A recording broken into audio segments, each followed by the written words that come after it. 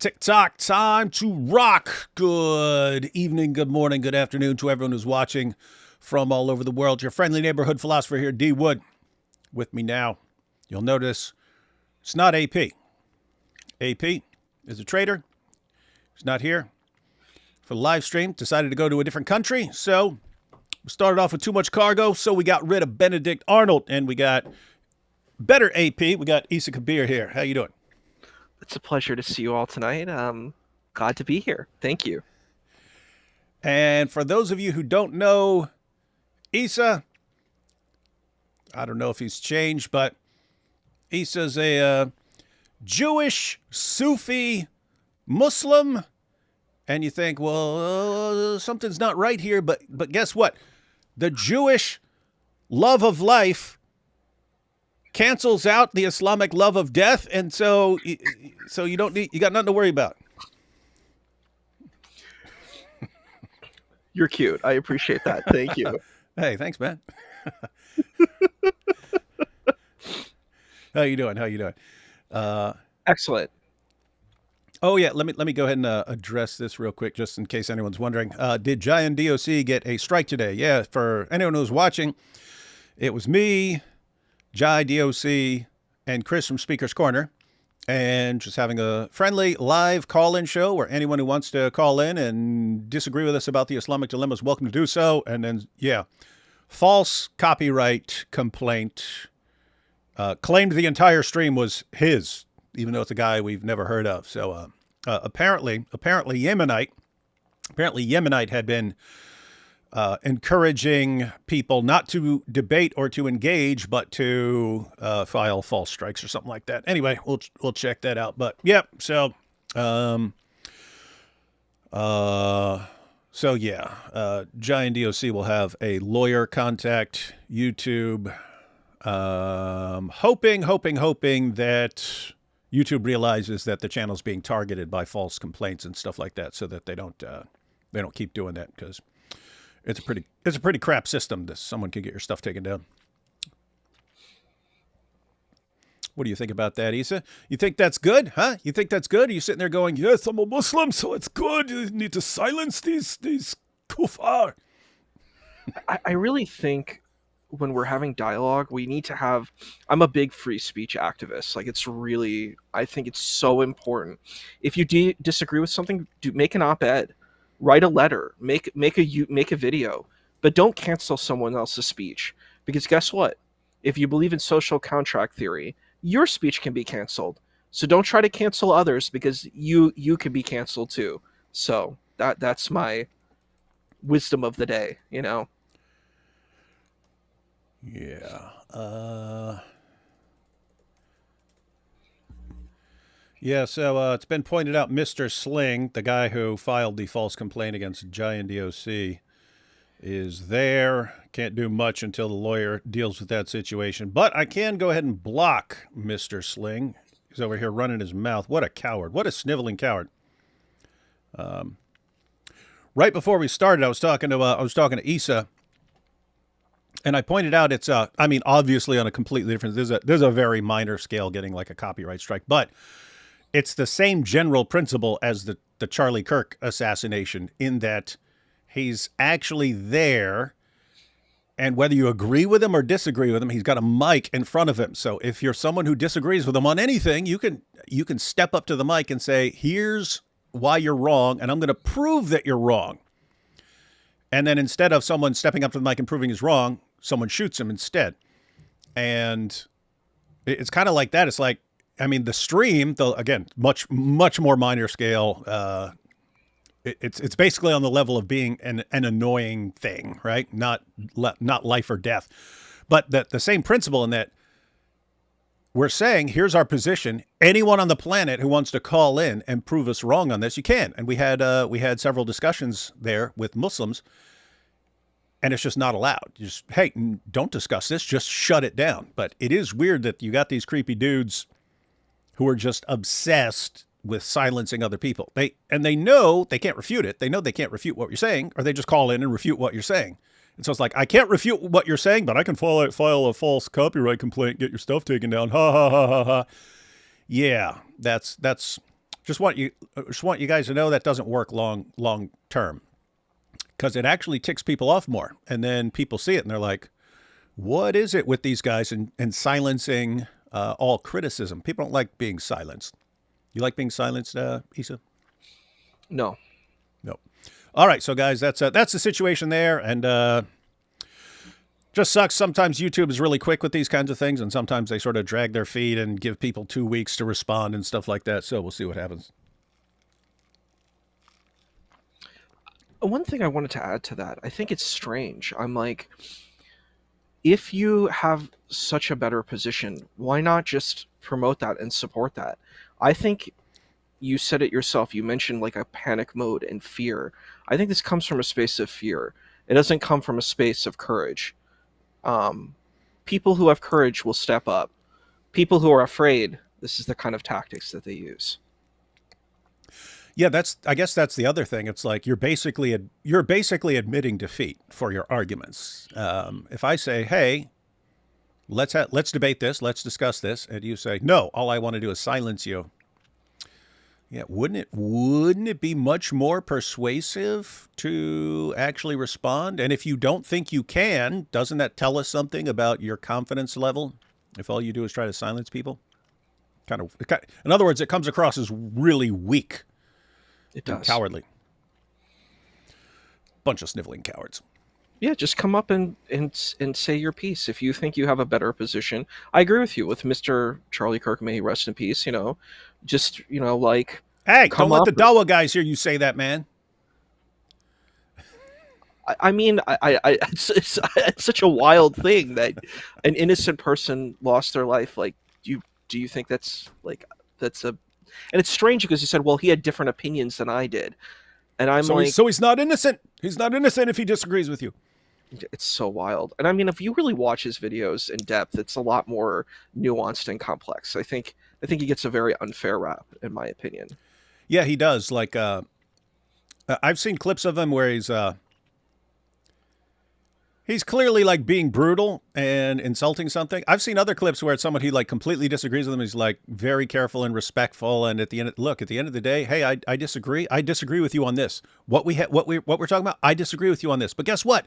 We agree on all kinds of other things. So we can all work Yeah. together on those other things and still disagree on this and stuff. And it's like, what level of obsession do you have to have with controlling what everyone says when that's too extreme? Saying, hey, we disagree on something, but we agree on other things. Let's work together on the things we agree with. And no, that's too much because you still disagree with us on something. Yeah. It's interesting. Like I said before, I did meet him. I went to one of his conferences, and I saw him interviewing the former, was it speaker of, was it the House, senator? No, yeah, is it maybe the Senate? His name was Senator McCarthy, Kevin McCarthy. I don't know if you're familiar. He left office. He was the minority leader, I think. So I saw him interviewing him. Did he humiliate him? No, I mean, it was just an interesting conversation, and I think in dialogue we should just be able to hear different perspectives. It's really wild that people get so upset and so hurt. And I'm like, why don't you put your ego at the door and just enter the kind of dialogue instead of getting like really, letting your emotions take control. And I think I'm going to be very transparent. I think a lot of it's tribalism. It's not even religious. It's like, this is the tribe I was born into, and you're attacking my tribe. So a lot of people don't even know much about religion. That's one thing I've learned, like, because that's my academic field is religion, comparative religion. A lot of people know very little about religion. So really what they're doing is when they feel their tribe has been attacked, and that's why they get so upset and so angry, because you're like, you're attacking my family. And you're like, no, I'm attacking ideas that I don't agree with. I don't agree with your narrative. I don't agree with your ideas, and I'm challenging them. And if you don't like them, you don't have to listen to what I'm saying. You can go somewhere else. If you're such a religious, pious person, why are you watching this stuff to begin with? Go to your prayer house and pray. Go to the masjid, right? And go pray. Go feed the poor. Go do something worthwhile in your life. If this is such a thing that bothers you, go do something, righteous in your life. But if it seems like they're obsessed. Like, they're like stalkers. They're like a little bit obsessed. You know what I mean? Yep, yep, yep. All right, take these first couple of super chats, and then guys, we got the topic, and the topic is, I don't know if it was clear. What did I put? What did I put? I put apologist wives versus Dawah wives. How are they treated? And so in this live stream, it's basically based on the 4-on-4 Christian ladies versus Muslim ladies debate that took place on Dr. Daff's channel just a few days ago. And it was watching God Logic discuss the debate with his wife, Christina, Lady Logic. Afterwards, they did a video. But I was just watching that and thinking, like, how different is this from Ali Dawah having his wife communicate through a dry erase board? Very, very different. So I just want to be clear here at the beginning as we go through this. I'm obviously not talking about all Muslim men and their wives or all Christian men and their wives. You have Muslim couples who are extremely loving and respectful towards each other. I mean, the first close up I had of a Muslim family was Nabil and his parents, absolutely loving, awesome family. As someone from a pretty darn dysfunctional background, I was like, wow, what an awesome family that is. And you do have men who go to church on Sundays and are complete dirtbags towards their wives. So we're not talking about everyone here. We're kind of talking about the Dawah level of stuff. These guys are really, really, really, really, really bad towards women. Extremely bad. So we're going to check out some of that, guys. We're going to go through some clips. First couple of super chats, then we'll jump into some clips. Where in the zoot are you zooting? What is this? Mr. Sling, I'm on your SSA, not in the old zoot sense. Do you know what SSA means? I don't know what that means. No. I was thinking of like Social Security Association. Like that was the thing that popped up in my mind, but I have no idea what that is. Yeah, I'm wondering if it's something like reporting him or something like that. I don't know what it means. Something like that makes sense. Let's see. Who did a copyright strike on Giant DOC stream is in the chat calling David Wood a coward. Yeah, we're sitting there in a live stream saying, call in and prove us wrong if you disagree with us. And then the response is, no, I will shut you down. You're a coward. What a coward, man. Someone in the comments said that SSA, look at it backwards. Oh, I thought that, but I was like, why would they spell it backwards? You normally just put a little asterisk for one letter or something. Makes sense. Did you and AP ever do your part 2 of the reaction to the Dr. Schaff women's debate? If you did, I can't seem to find it. No, we were planning to on AP's channel, and then everyone was having problems with StreamYard for a couple days. He was getting, every time we would play a video, he would get an echo where it sounded like I was played twice or something like that. So he just got fed up with it. But we also saw Jai and DOC and God Logic all complaining about StreamYard the same day. So no, we didn't get to that. And now he's in Israel. So I don't know if we'll get back to that. Did you see Hijab's MMA fight? Wouldn't last a round if the big Dizzle stepped in. I'm not a fighter anymore. I'm a lover now. He is really trying everything to pay up Douglas Murray. Yeah, I have to say, he's going to need a lot of fights to pay off 600 and some thousand pounds. That's a big old pile of money. That's like, I mean, you got to be like champion MMA fighter to be making that kind of money. So he'd be better off just like begging the Ummah or something like that. Now I have to say though, it's actually, he might be able to find some donors to kick in for him, but that's actually bad. I don't mean like bad for them. I mean like bad for him, because sometimes people got to learn their consequences for behaving stupidly and deceptively and so on, and they have to deal with it. And if you just bail them out every time they do something stupid, then they never learn. They just keep doing the same stupid stuff over time. So anyway, I wanted to add one thing to that. I think that kind of hubris of going and saying, insulting other people's traditions when you're a minority in a different person's country, you should be respectful of that you're being taken care of and people have allowed you into that country. I don't know, like, when I go into someone's house, I like to be respectful of the rules of that house. Like they're the host, you know. It seems so weird. Like your family's been welcomed into this country, and you're being very disrespectful to other communities that are there. It's very, you know, it's kind of like the illustrious Rachel Zegler, you know, from Snow White said, "Weird, weird, weird." You know, that's what I feel. All right. So this is the first and hopefully only time someone is quoting Rachel Zegler in one of in one of my live streams. Did not expect that one. Hey, you do some acting, don't you? I did. I had an IMDb page. I used to do a lot of acting back then. I did a lot of independent films, and yeah, I played like a Catholic priest in one movie. I was in a horror movie where I played a priest. I've done a lot of different gigs. You know, Um, I played a yeah, dad. yeah. I remember that when you and me were going to debate. When you and me had a debate scheduled, and I was like, "Hey, let me look this guy up," and it was like acting stuff that popped up. I'm like, am I debating an actor here? Hey, Yeah, you are. no, I was thinking of that because it was a couple of things. So you mentioned an actress and stuff, but you were saying, if you're at someone's house, you'd want to be respectful towards a person.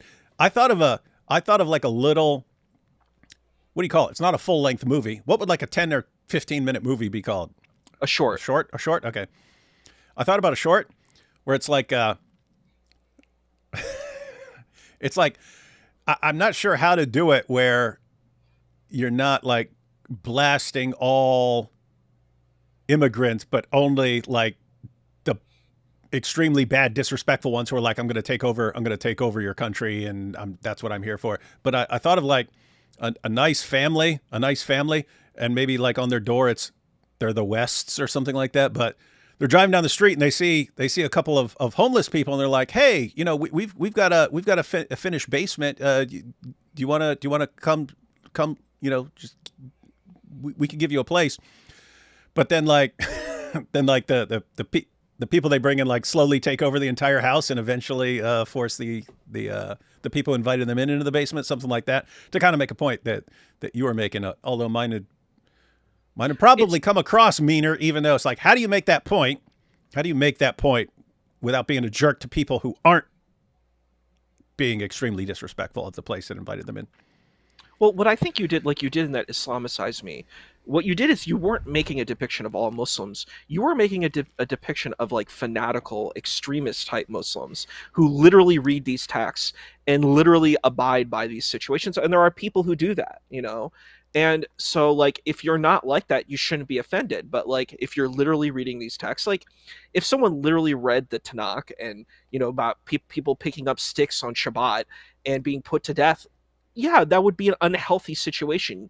But you know, there are scholars, there are different interpreters of these texts, and there's like rich traditions. But it's really interesting. Like if you're a hyper literalist, that's what's, you know, you're going to have problematic elements, and I think you can do that. Like you just really kind of shade them as these like really kind of fanatical people. But there's a interesting movie called Parasite. It's a Korean movie, and there's some kind of element of this kind of family that infiltrates, like this poor family that infiltrates a rich family and kind of like takes advantage of them. So it's something like similar to that kind of vein, but not exactly the same thing. Steve says, "Do you think you'll do a video on how the LGBTQ plus movement hijacked the United Methodist Church and ELCA?" Steve, I can pretty much guarantee you I will never do a video on that because it's just way outside of anything I pay attention to. I'm sure there are plenty of others who are paying attention to that, but yeah, I kind of deal with Islam, a little bit of atheism, Christian apologetics, stuff like that. All right, you ready to check out some Dawah stuff, Issa? Ready to rock and roll. All right, first up, we'll have this clip that we went through a while back with Muhammad Hijab. And this is, he was having a discussion with Daniel Hakikachu. Daniel Hakikachu, of course, world's leading defender of child marriage. And this was kind of a condensed clip of some of the stuff Hijab was saying, but let's go ahead and check this out. So, guys, we're looking at basically treatment of wives in the Dawah community. Of the big names of Dawah have at least done polygamy once. The du'at, I would say it's about 85%. The women who take it the best are the revert sisters. But The women who take it the best are revert sisters. Now that sounds like it has a double meaning because he's talking about the women who take being second, third, fourth wives best. He said there are different communities and of women from different areas. He kind of breaks it down by region. He's saying in some regions they don't want to be second, third, fourth wives, and other areas they're okay with it. And he says, but the revert women, the revert sisters, he goes, they take it best. They take it best. And how much you know about pimping, Issa? Well, I don't know if I told you this, but I'm doing a degree right now in social work. So helping people who are disenfranchised and helping people get resources. And I actually have a great news for the week. I won a big scholarship that's helping me Nice. pay for my last semester, and I don't have to pay out of pocket. So Awesome. thank you so much. I appreciate that. And the thing is, so I learned a lot about people with substance usage, a lot of people who are struggling, and there's a lot of people who are being exploited. And I remember that case with Sister Aisha. It sounds very much like exploitation. This sounds a lot like an exploitation case where this woman was being exploited. She was being exploited for her faith. She was exploited because she's a single mother. It's extremely, to me, it's extremely problematic.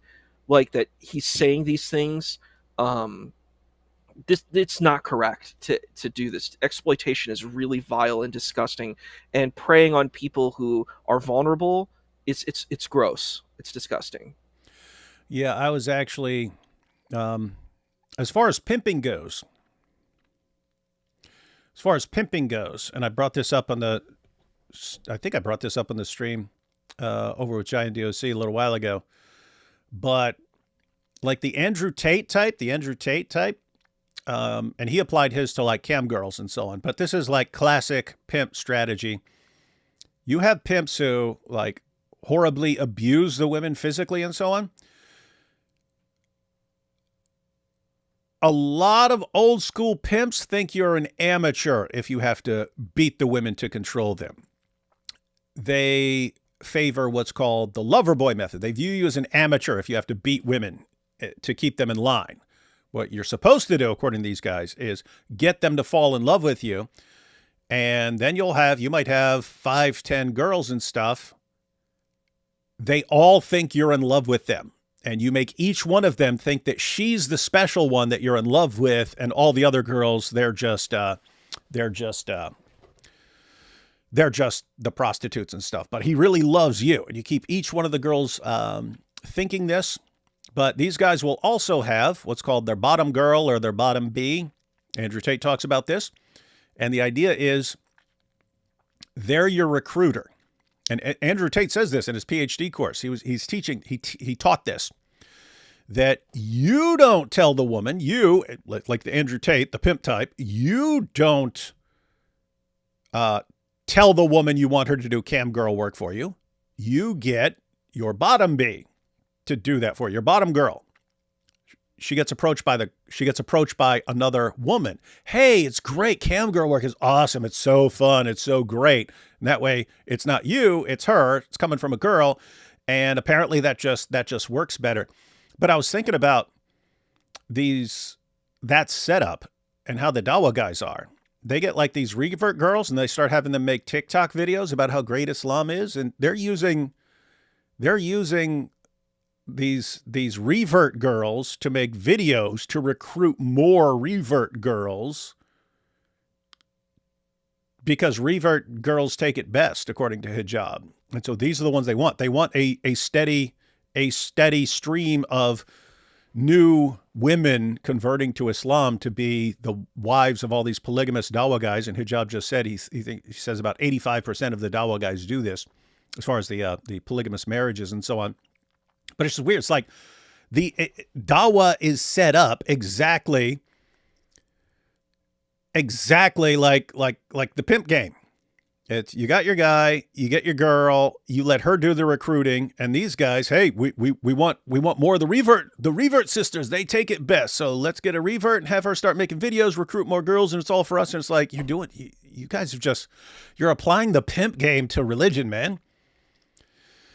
I also have a critique of this word revert. I don't know what it means. It's bizarre, and it's not even a classical Ahlus Sunnah wal Jama'ah, like their Sunni Islamic ideology. That's not what it is. The concept is there's this thing called a fitra, or an innate disposition. So people are born with an innate disposition to good. That's your classical, Sunni doctrine, right? This is ridiculous. Saying you're born a Muslim, you would have to be, the idea is for a person to become like a Muslim or being held accountable, you have to be baligh, you have to be of puberty, right? So this is a bizarre narrative that makes no sense.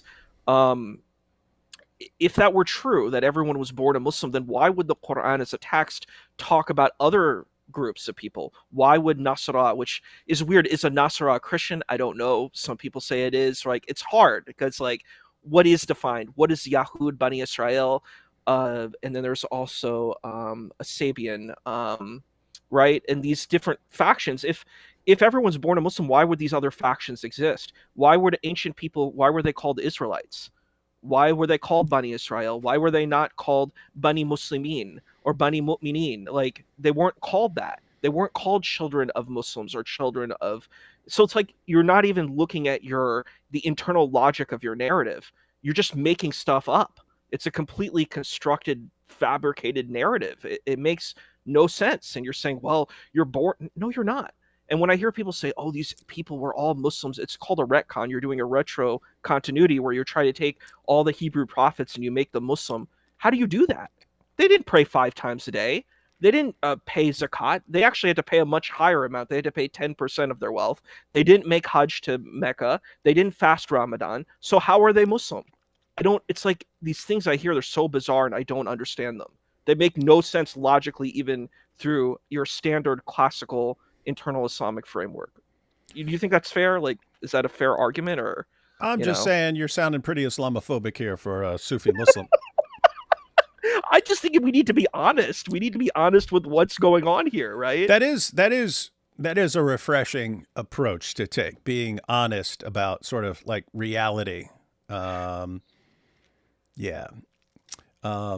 So I asked what people know about pimping, and Canadian said it ain't easy. Yep. I think that was who was that? That was way back then. I think it was Big Daddy Kane. Pimping ain't easy.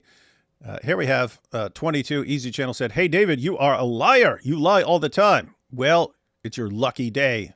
22 Easy Channel. I'm pausing right here before we continue to give an opportunity to list my lies, or at least the best lie, the biggest lie. I lie all the time. So what's my biggest lie? Actually, wait for you to respond real quick. I wanted to answer that thing too. It's like, I think what that is just it's an ad hominem attack. It's just easy to say someone's a liar. I don't think they know what a liar is. A liar means that you're covering over the truth, that you're saying something that doesn't exist. What the person, I think, could say is saying, I disagree with you. I think what you're saying is incendiary. That might be an argument you can make, but you can't say you're lying. You would have to prove that. And I've never heard you lie about anything. I've watched your content. One of my favorite videos that I've watched of yours, I really liked it, was your video where you play a KKK member. Oh yeah, that was funny. And I'm like, and the thing is, I agree with you. White supremacy and Arab supremacy are exactly the same thing. These people think that they're better than everyone else, and they will dominate and condescend to everyone else and say that their culture, their heritage is better than everything. And I'm like, yeah, that's pretty disgusting, and people do it, and we should just own it. We need to be accountable. And I think you're right. You have lots of people who, lots of Muslims use the word liar basically to mean you're saying something I disagree with and you're wrong, and therefore I'm going to call you a liar. Whereas most of us, when we're talking about liars, we normally mean someone who is deliberately being deceptive, deliberately giving false information or something like that. And so that wouldn't be simply someone who's wrong about something. Guess what? If all you mean is I'm wrong about things, guess what? Yes, absolutely. I've been wrong many, many times. And so you could say that. As far as Me too. lying, yeah, I haven't. Yeah, guys, let me know if you see a response. I've been waiting here for a couple minutes, staring at the comments. I still haven't seen what I'm a terrible liar about. So we'll just wait until later. But One thing I also wanted to add too is, like, I keep saying cooked. I guess this is like Gen Z language. I don't really understand it, but they keep saying people are cooked, or they're just imitating Avery. I don't know. It sounds like they're either imitating Avery or this is Gen Z words. I don't know. But the thing is, they're like, you've been defeated, and I'm like, and I watched. I'm like, what? Where has the defeat come? Like, I watch a lot of these debates because I'm interested in the conversations, and I'm like, they're like, I defeated you, and I'm like, how? Like, for example, I watched this one conversation. There's this YouTuber, he's connected to God Logic Avery. His name is Life. You might know him too. Yeah, I know Life. So I watch, and I've talked with him on TikTok, but Life was having this conversation with this person named Leafy. I don't know, some kind of fake name. He's British, right? And he was like, he said something so ridiculous. It was unbelievable. His argument basically was, he's like, the Exodus never happened. I have these scholars that proven that the Exodus hasn't happened. And I'm like, you do realize that this is spiritual, miraculous things, like the Exodus, the 40 years in the desert, the splitting of the Red Sea. These aren't literal things that you can prove, historically speaking. That pertains to you as well. If you're going to critique spiritual, mystical things, you then have to critique all of the Islamic things, like the splitting of the moon, if you literally believe that happened, right? You have to believe, like, or in the cave with the web and the angel Gabriel coming down in Mount Hira. You would have to disregard all of that because no scholar is going to say that that's true. So that's dishonest. Like, I would say that's deceptive and dishonest. You say it's okay, it's not okay when they do it, but it's okay when I do it. I'm like, this is gross. This is not right. So I would say never take that route. Don't try to, and you can't even attack the Bible because you're attacking one of the texts you have to believe in.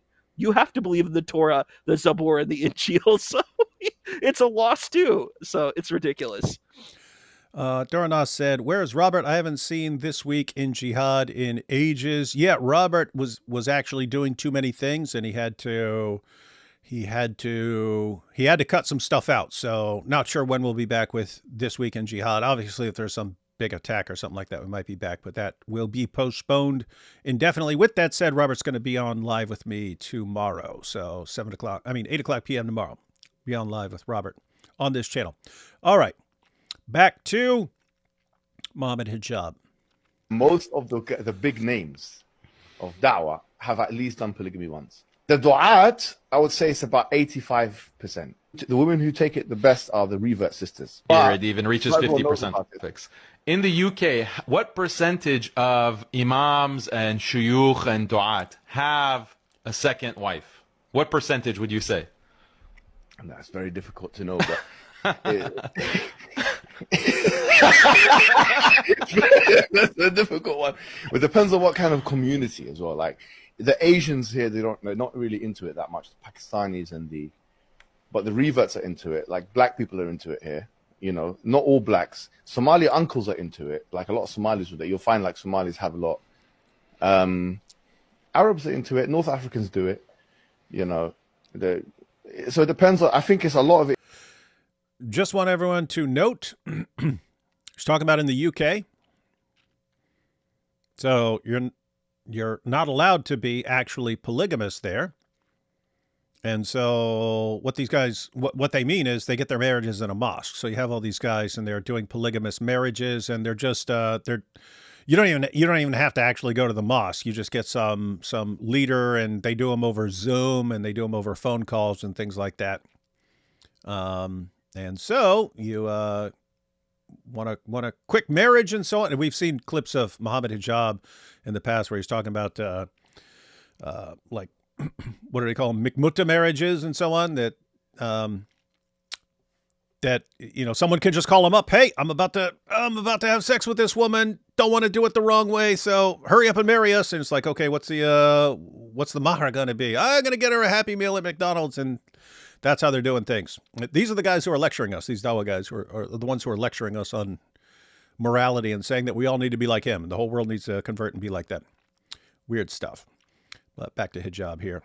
It's to do with like community-based demographics, and how the woman will take it. The people the women who take it the best are the revert sisters.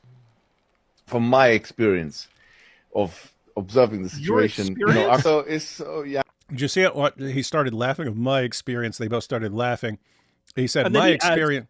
He says, "Based on my experience of observing this situation, it's clear he's just saying, of course I do this. Of course I do it. It's hilarious to me. It's just amazing. There's all hilarious stuff to them." Let me play that part again. He doesn't tell his wife this. He doesn't tell his main wife that he has kids with that he's doing this. This is so sick. It's so gross. It's exploitation. You are exploiting women. This is trafficking. It's really disgusting, and you're calling it marriage, and it's trafficking. You know, these women, you're taking advantage of them because they're vulnerable. And like, there was someone in the comments who were like, "Oh, you know, it's a consenting adult," and I'm like, then you don't understand power dynamics. You don't understand vulnerability. You're just saying, oh, they're two adults, and thus it's equal. It's not equal. These are not equal power dynamics. You have this really famous person, you know, and he's famous because of you, I think, right? That's why he became really famous, is because he debated you and said you don't know Arabic. Like you have to know Arabic into engaging a religion, and you do know Arabic. You might not know like at an expert level. You know some words here and there, you know, and you probably are familiar with some of the letters, right? But you know, like expertise, like most people are not experts on any language. You know? Even in that, he agreed with me. I said, according to Surah 33, verse 56, Allah prays for Muhammad, and he says, "I'll give you a free Arabic lesson." He doesn't pray to Muhammad. He prays for Muhammad, and the crowd burst into tears. Like, that's exactly what I said. So he agreed. So he agreed with me. But no, that's where that's where people find out about how Dawah works. It's not actually, people aren't actually paying attention to what the argument is and what the response is. They're paying attention to how confident someone sounds, and that's why hijab really took off. I mean, he's like the king of like chest thumping. "Ha ha! I'm spouting complete nonsense, but I'm humiliating everybody!" Rah! And they all go, "Wow, our hero!" And so that tells us something about the fan base. But I mean, think about this situation right here. It's, I mean, you're right. It's that. So he has his wife that he has kids with and so on. And then he got caught with a secret additional wife. She caught him. And you could tell by this clip that he obviously has been doing this for a long time and been cycling through various wives and so on. He's the expert on who takes it best and so on. But apparently he got in trouble, and then his wife separated from him, and then he like promised he'd never do it again. And of course he's doing it again, and he's been exposed for doing it again. And so, yeah, that's the situation. But I mean, think about this. I mean, you're talking about like the power imbalance. When they're talking about the revert sisters, where are these revert sisters learning what they're supposed to do? From the Dawah guys. So you can kind of just convince them to go along with anything you want, and they're thinking of this as part of that. They have to do this as part of their religion. And you could see it, because we actually had discussions with one of hijab's ex-wives, Sister Aisha, and you could see, I mean, she wanted to get married and have a family and have a home and do great things. And he told her, yeah, that's what we're going to do. We're going to have a family and this and that and so on. And then they consummate the marriage. And then he tells her, no, actually, I just want you as a secret hotel wife. You are only here for sex. We're not going to have a home. I'm not going to provide for you. You are just here to pleasure me as the man. And that is your job. That is your job for the rest of your life. No, you don't get a home. No, you don't get anything. No, I'm never going to take care of you. I am using you for sex. And it's weird. It's like that's what they're doing to women. That's their plan for the revert sisters. And his objection to her is probably, well, look, she went and she raised a big ruckus over this. See, the revert sisters, you can actually program them to where they won't criticize you. And it's just, really, these are the guys telling everyone the truth about how they're supposed to live. You're turning women into prostitutes, man. I want to also say, and your property, your sexual property. I saw the stream today, and someone accused you of being a racist. I'm sorry. What I just heard here was the most racist, most bigoted stuff. What he's doing is he's objectifying women. Who are these so-called reverts? These are people of European ancestry, clearly. That's primarily what we're talking about. You know, it's so disgusting. It's so bigoted. It's so hateful. And you're like, I'm going to exploit these women who are looking for God. They're looking for God. They're looking for a relationship, a relationship with the divine. They're trying to have fulfillment. And instead, you're sexually exploiting them for your own means. It's so disgusting and gross. People who use God to exploit women. I don't know. I just, it hurts. Someone commented, they don't have to provide for these wives. The British taxpayer has to. Yeah, that's another thing.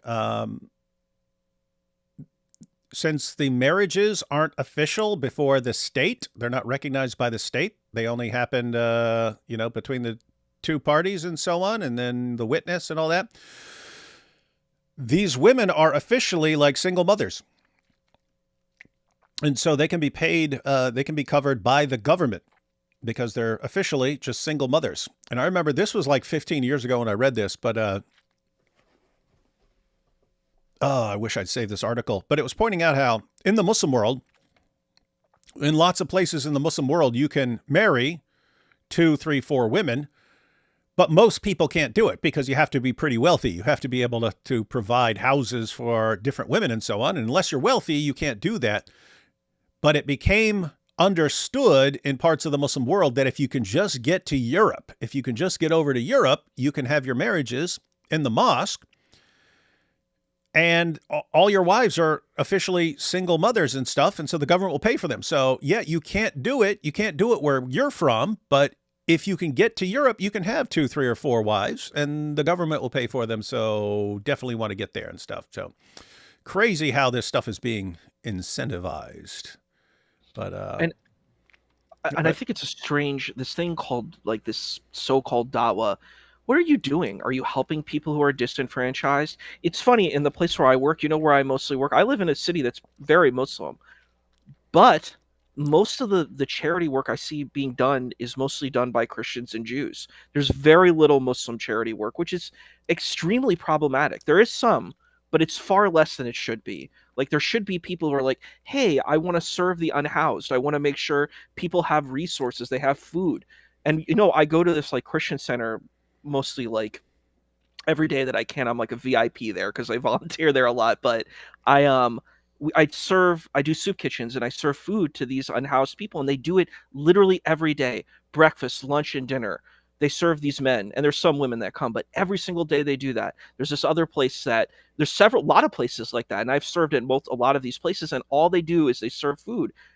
And you know, sometimes they preach and they sing gospel songs and stuff like that, and I think that's totally fine because I'm like, you know, you're serving these people. That's much better. What you want to call dawah, whatever, Christian or Muslim dawah, whatever. Put your money where your mouth is. Sitting around and just taking money from people and, you know, saying I have, like, I remember the Central Dawah had some plan where you pay $20 and and you can learn how to beat Christians up. I'm like, this is what you're doing. You're spending your life doing is you're paid $20 for my website every month and you can learn how to beat Christians. Nice. Yeah. Good luck with that, Central Dawah. Oh, by the way, our we don't live in New York anymore, but our church in New York was super cool. It was in Queens, New Life Fellowship in Queens, and they made a like free medical center in the basement, but they also had a place where homeless people could come into the church during the week. And so you're a homeless person, you can walk into the church. You take your clothes off, put a robe on, take a shower. While you're taking a shower and eating a meal, they wash your clothes for you and stuff like that. And then you finish up and put your clothes back on and so on.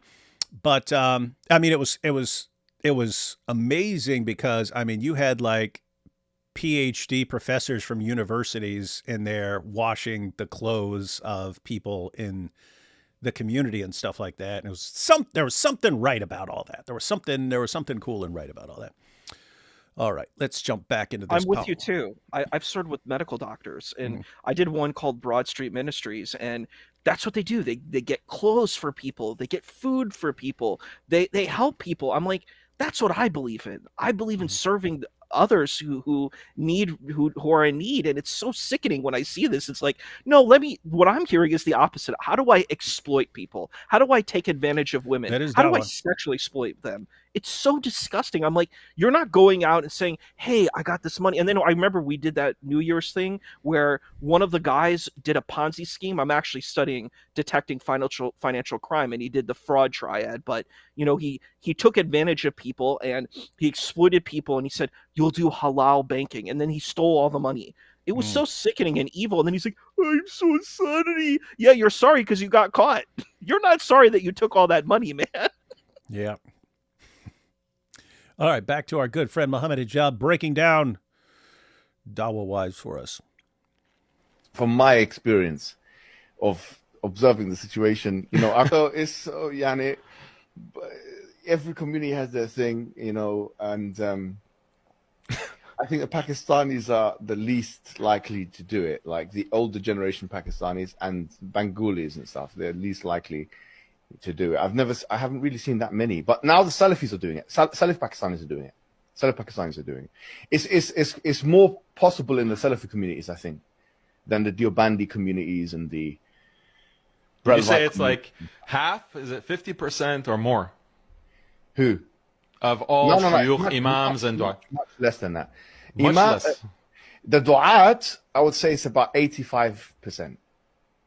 Well, that's way more than 50%. That's interesting. So he asked him about sheikhs, and he said less than 50%. And he said the Dawah guys, he estimates around 85%. So keep that in mind. He's talking about differences in different communities and so on, but he's pointing out, Dawah guys, we're pretty much all doing this. Interesting. No, the dais. Who have dais, shuyukh, imams, that whole class. Either who are in it or have done it. The dais that I've come across in like proper mashayikh and stuff like at that level, 80%. Yeah, that's compared to the U.S. That's very high. Like I don't think that over here it even reaches 50%. So if people like all the, honestly, but most of the big names of Dawah have at least done polygamy once. Most of them, if not, like every person that you can think of, like. Almost the big names, and people. I mean, think about what he's saying. All the big names. So Mohammed Hijab, Ali Dawah, all these guys. He just put it all out there. All of us are doing this. All of us are doing this in the Dawah community. Interesting stuff. Daniel's just loving it. Yeah, tell me more about how you guys are getting these revert sisters, and you're getting them saying, "Oh, come to the truth. It's the true religion. The truth. We got the truth." Now, shut up and be our sex slaves. You wouldn't expect. Like, do you know what I mean? Like, it's surprising. Some people have like 20 kids. Wow. I know there's one dai who I won't mention, very famous dai. He's got 30 kids. 30 kids. Wow. MashaAllah. So we'll let people imagine who. Powerful. Dawah is very strong and awesome. I say a'udhu billah to that, man. I seek refuge in God from a'udhu billahi minash shaitanir rajim, from Satan the accursed. That is so terrible, man. That is so awful and disgusting and gross. You're like, I'm so proud of exploiting women and hurting women's hearts, and then tricking them into thinking I love them, and then just having a bunch of kids that I'm not going to take care of because I probably don't have a job. Like you and I, we spent good portion of our life going to school and learning, right? And getting educated and finding some way to take care of those who are around us. A lot of these people, they don't have lots of transferable skills, right? All they did is they learned some Arabic, they learned the script, they read some books, and they don't even really understand these books very well, but they learned that stuff, and they're charismatic and charming, put that in air quotes, and then they start saying these things, and then people are like, oh, this is so amazing. This is so good. You're talking about God. And then you're exploiting people. But if in reality, they can't actually contribute any really valuable thing to society. You know what I mean? If you think about that, can they do that? Can they actually give something of value to society? They can have lots of kids, apparently, with all their wives and so on, and a steady stream of revert sisters. And you're not going to take care of these children. You're not going to raise these children. Like, I've been a teacher. Like, I've raised children to a certain degree, like in school, and like I was teaching. I was supporting little kids, and it's a lot of work. And I've worked with children with special needs, and it's a lot of work, and they're not willing to do the work. The only work they want to do is the physical intimacy work. They're not interested, and it's not work that's fun for them. They're not actually interested in really raising children and being there with the family. That's a lot of work. It's duty, so. Yeah, and so I'm thinking of someone like, that's kind of the point of this live stream. So thinking of Sister Aisha, we had a couple of long discussions with Muhammad Hijab's ex-wife, Sister Aisha, and having a conversation with her, and she's like, she's clearly intelligent. She's clearly intelligent, and what does she want in life? She wanted to have a family, have a home, and do dawah. And she's told, no, none of that. None of that. You're going to do what I say because I'm the one who is manipulating you right now. And it's like, you're taking people who could be doing something and crushing everything they want out of life and saying, nope, this is what you're going to be for your religion. And what you really mean is that here's what I want you to be, and I'm using this to control you and shape you into what I want you to be. And it's just crazy, crazy stuff. Because guys, this isn't some weird person. He's pointing out all the Dawah guys are doing this. Basically, they're all doing the exact same thing. And it was interesting on the live stream we had earlier. Jai and DOC were pointing out there was some TikTok video, where it was a Muslim woman complaining about all the Dawah guys who were telling them what to do. You have to do this and have to do that. And she was complaining. She's pointing out that they're actually telling the women, you have to be like fully covered even when you're at home, just in case someone's looking through the window, at you and stuff. And so this wouldn't be the problem for the person looking through the window. This would be, you're a bad woman. You're a bad woman if you're not fully covered, even if you're home by yourself or something like this, because someone might see you through a window or something like that. And the woman's like, it just sounds like at the end of the day, you don't even want us to exist. You're telling us all these things and everything is on us. And it sounds like you hate us and you don't want us to exist. And the comments were tons of women just pointing out like what evil scumbags these Dawah guys are. And it's would be really, really good if women start catching on to what they're dealing with here. These are not heroes, ladies. They're not here to help you get closer to God or anything like that. You are playthings for them, and they treat you like prostitutes. And a different direction. We'll check out Ali Dawah here. Check out Ali Dawah, then we'll check out some super chats. Then we'll go on to compare all of this with God Logic and Lady Logic. Let's see Ali Dawah first, though. This is Ali Dawah and his wife. What's up? I wanted to say one quick thing to add to what you were saying. It sounds like The Handmaid's Tale. Do you know about that? There's this show where it's like this dystopic future where women are like breeders. Oh, really? Men. Oh, I didn't know what that was. I heard everyone complaining about that. I mean, applying that to all sorts of situations with women. But for some reason, I thought it was like a medieval show. But you're saying it's like a dystopic future show. It's a future dystopic show.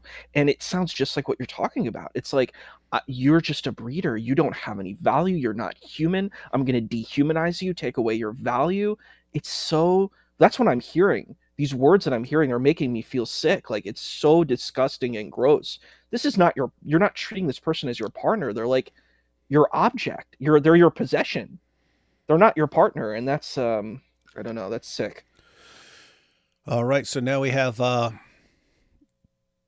Dawah. We heard what Muhammad Hijab thinks about women. And guys, we went through the scandal that followed because Hijab convinced this woman that she could have a life with him, a family with him, and so on. Then once he got what he wanted, he informed her that, nah, none of that stuff is actually going to happen. You are just here whenever I want you for sex in the hotel. That's it. That's your life from now on. She refused. To her credit, she refused, got out of that relationship, and then she tried everything to try and deal with the situation behind the scenes without exposing hijab. She wanted women to know it was happening, not with hijab in particular, just she wanted women to know that there were men who were taking advantage of them and that they need to guard themselves against men who are just trying to manipulate them. So that's all she wanted. Hijab shut that down. He wouldn't even let her get that message out. And so she eventually decided, well, I'm going to have to expose him. And she absolutely crushed him. She absolutely crushed him. In fact, I suspect part of the reason, as Giant DOC were pointing out, that so many women are speaking up about the Dawah guys now, I think they're catching on. And I think a lot of that had to do with Sister Aisha warning everyone and women catching on that these guys, they're not here for your good, ladies. They're here to use and abuse you. And they laugh about it and they brag about it and they think it's great. And they all pat each other on the backs and high five each other for what they're doing. And this is bad. This is bad. These are terrible, terrible people doing this. All right, so let's check out Ali Dawah. So we heard from Muhammad Hijab. And now we're going to see Ali Dawah in his perfect marriage with one of his wives, apparently, since all the Dawah guys are doing it. Here we go. I have my wife on my right. Assalamu alaikum. Hope you well, inshallah. She's not going to be in the video, but she's going to have her say with this whiteboard that I bought her. But why is the default that the woman is... So this is from a longer video where they're having a discussion about some gossip stuff. These are just some clips of her communicating through the whiteboard that Ali Dawah bought for her. This is his wife. This is how his wife communicates using a whiteboard. So here we go. Listen, and the man is always guilty. Okay, that's something my wife wants to say.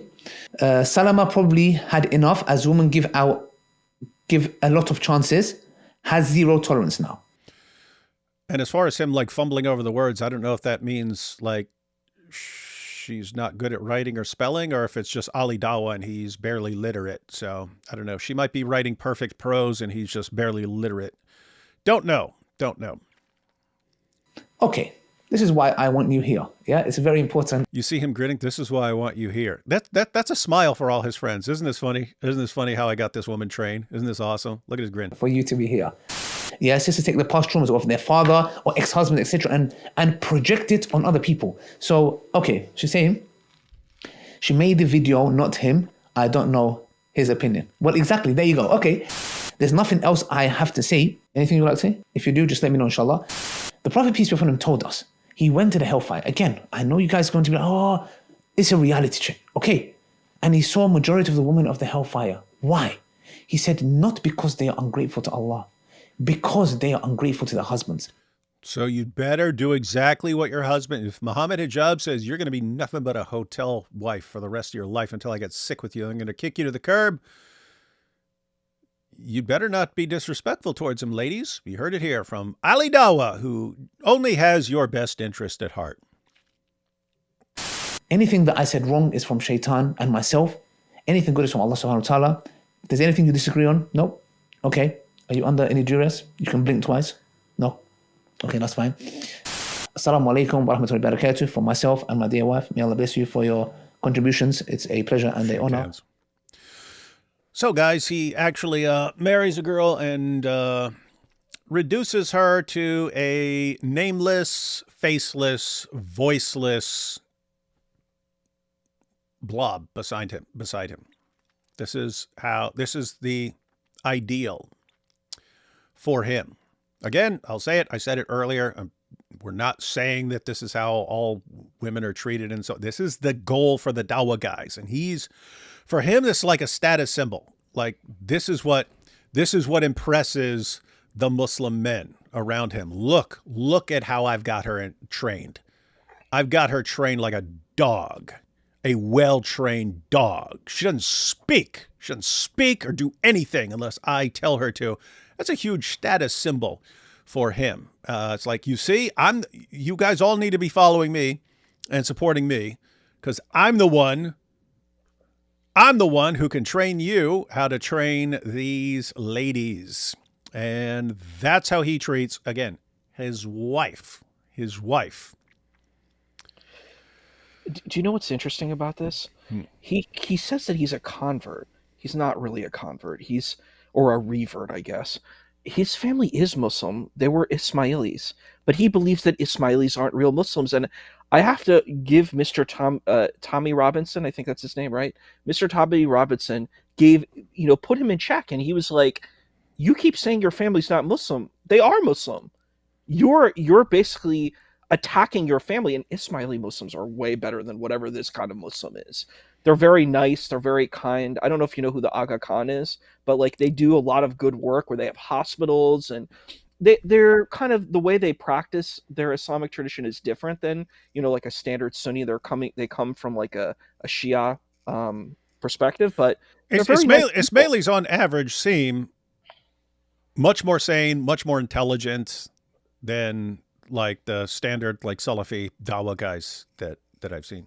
I had a very close friend who was Ismaili that I used to like spend a lot of time with, and she was really just a very sweet person. And it's like that it's just wild to hear the way that he talked about his own family, and he's like, I'm the real Islam now. And he's like, and you said it yourself, you said he believed in scientific miracles, which is utterly preposterous and ridiculous. I'm like, you think that the Quran, like, so I'm studying science right now. I'm doing another program too. I'm doing a program at community college also. I'm doing two programs. Hey, you're not gonna be one of those guys who's like a student for 50 years and has like 39 degrees and I might be, unless I get married. If I get married, then it's all of that's good. There's going to be a kibosh. I think I'm doing this before I get married, but I do a lot of studies because I'm interested in hopefully running for office and helping create policies that will help the community. That's my goal at some point. But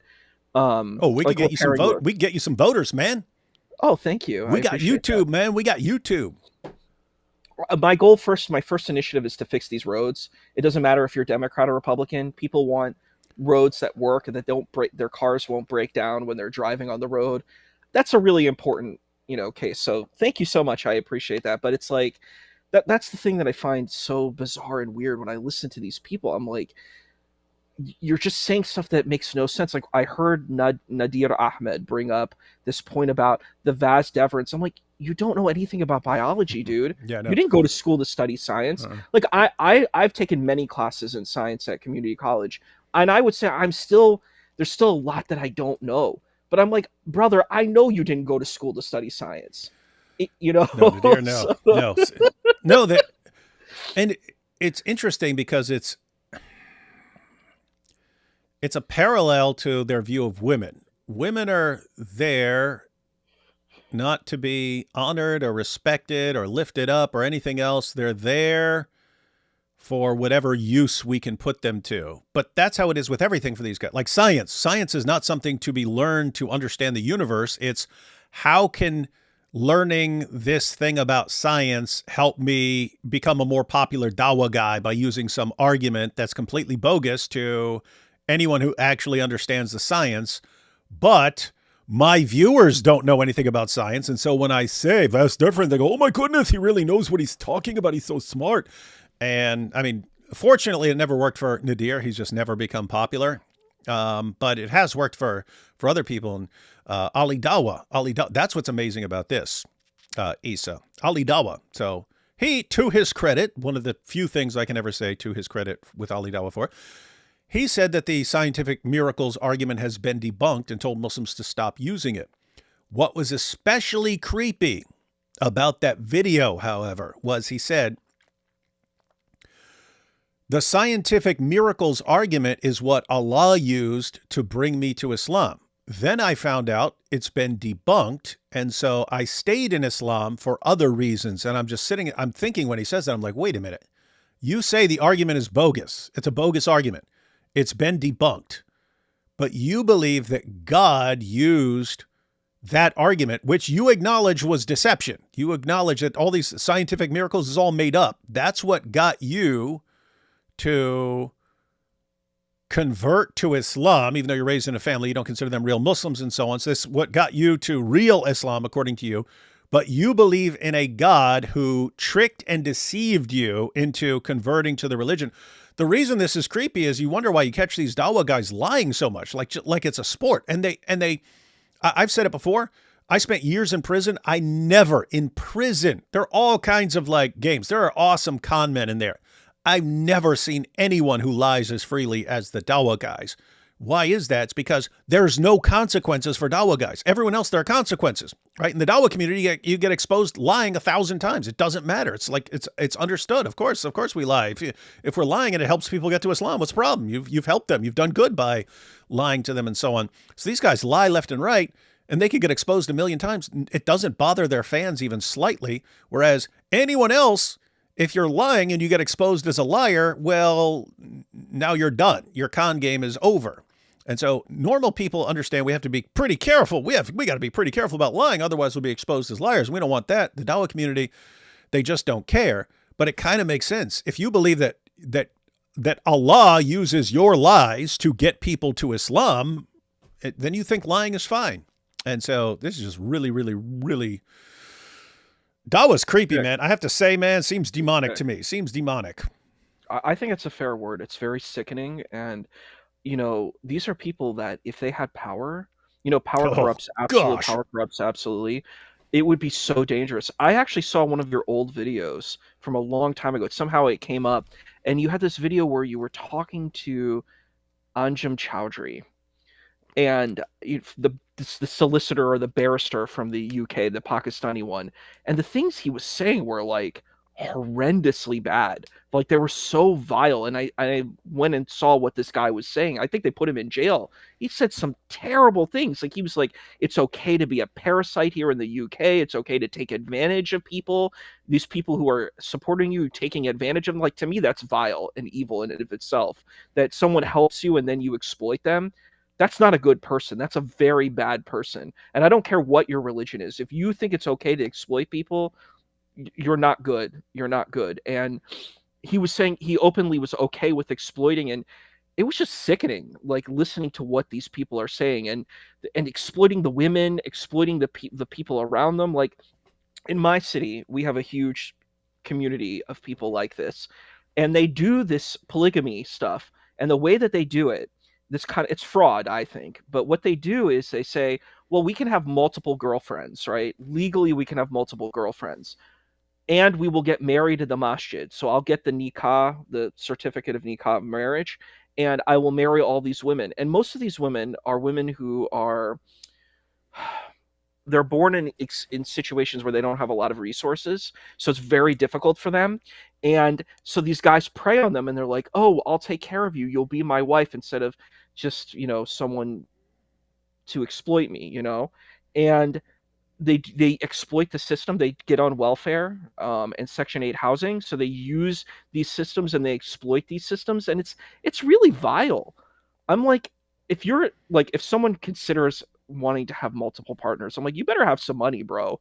You better have some stockpile of cash, you know, if you're even considering something like that. But a lot of these people don't have anything. They don't have a system of making any resources, and they're just exploiting the systems they're in. And it's like, I don't know what to call it, but vile. I could never do that. I wouldn't even consider like marrying someone if I don't have a way of supporting them. Maybe I'm old fashioned, but I believe in that. I'm like, I have to be able, if I'm going to have a partner, I'm going to have to be able to take care of them, you know, and I have to be able to take care of the children. I have to have those resources available, you know? On the issue of Anjem Chowdhury, it's actually pretty creepy. When he's talking about like being a parasite and so on, people like Anjem Chowdhury have the view that this goes back to the Hadith. It's actually connected to the Quran. So in the Quran, Surah 5, verse 33, you have the claim about if people are spreading corruption or making mischief in the land, that there are various penalties depending on the severity of making mischief in the land. but it can be crucifixion, just regular execution, dismemberment, or exile from the land, depending on the severity of the mischief making. But you go to the Hadith and you have Muhammad saying that whoever pays for a person who's going out and doing something, if you fund a soldier to go out and fight, you get a reward equal to the soldier who goes out and fight. So if you're, if a jihadi wants to go out and fight, but he doesn't have a weapon or doesn't have any armor or anything like this, and you pay for him to have that so he can go out and fight, you get a reward equal to his. But the idea there is the people who fund what's going on are equally responsible for what happens. And so in the mindset, and I had to figure this out, where they're getting this stuff from back in the day, but I got it all. In the mindset of people like Anjum Chowdhury, who's making mischief in Muslim lands? Well, the British government, among others. The U.S. government's making mischief in Muslim lands, doing all sorts of things. The UK government's making mischief in Muslim lands. French government's making mischief in Muslim lands. So they're all making mischief in Muslim lands. The penalty for the people who are making mischief is death. But according to Muhammad, it's not just the person who is out there doing the fighting or whatever else, or dropping the bombs or anything else. It's the person who funds that. Ultimately, it's the taxpayer. What's that mean? It means if you're a Muslim and you work a regular job, you pay taxes to the government, you're contributing to the mischief in the Muslim land, you're in trouble with Allah too. Therefore, what do? You don't do something where you're actually going to be paying taxes. You leech off the system. Do not work a regular job, because then you'll be paying taxes and you'll be funding the mischief making in Muslim countries. And then you're in all kinds of trouble. So just leech off the system until you take over the system. That's how it works. Do you know there's an interesting author? There's a Palestinian Christian author, and he's one of my favorites. His name's Wael B. Halak, and he wrote a book called The Impossible State. And basically his thesis is that no modern nation state can be an Islamic state. He's like, the ancient Islamic states, it can't exist now. It exists within the time of the Age of Empire. That's just the way that it was. So basically his argument is that every modern state that have Muslim majorities are not Islamic states. And he says it's just an impossible thing. He's quite brilliant. He's actually, a lot of Islamic institutions that are scholarly teach his work, because he's kind of a very brilliant author. Oh, this is very interesting. Just saw it. Let me see. Where'd it go? This is breaking news, guys. Breaking news. Someone just pointed out there. I did not know this. At all. Let me see if I can find the comment, because I saw it a minute ago and then it scrolled. And then I was looking it up to see if it's right. Here we go. By the way, they got the guy that killed Salwan. And I just looked it up. But yeah, Reuters says Swedish prosecutor identifies suspect in Quran burner murder case. So I'm just seeing this for the first time. It says a suspect has been identified in the murder of an anti-Islam campaigner in Sweden in January, the public prosecutor said on Monday, a case that the Swedish prime minister has said might have links to foreign powers. We have a good picture of the sequence of events, and after extensive technical investigations and review of obtained surveillance footage, the prosecutor said in a statement, at present, the suspect's whereabouts are unknown. So apparently they know who it was, but they don't know where he is. I'll just finish reading this. The statement did not name the suspect. Well, that's smart. If you know who he is, you don't want to name him, because then everyone can inform him that he needs to get out of there. Court documents obtained by Reuters showed the suspect was a 24-year-old Syrian man who lived in Sweden at the time of the murder. It said Quran burner Salwan Momika had been shot 3 times, and the killing had been preceded by careful planning. 1 second, an ad popped up. A detention hearing was set for Friday in a district court, a procedure under Swedish law prior to the issuance of an international wanted notice for the suspect. So it sounds like he got out of there, and that they're issuing a warrant for him to be arrested wherever he's found. Interesting.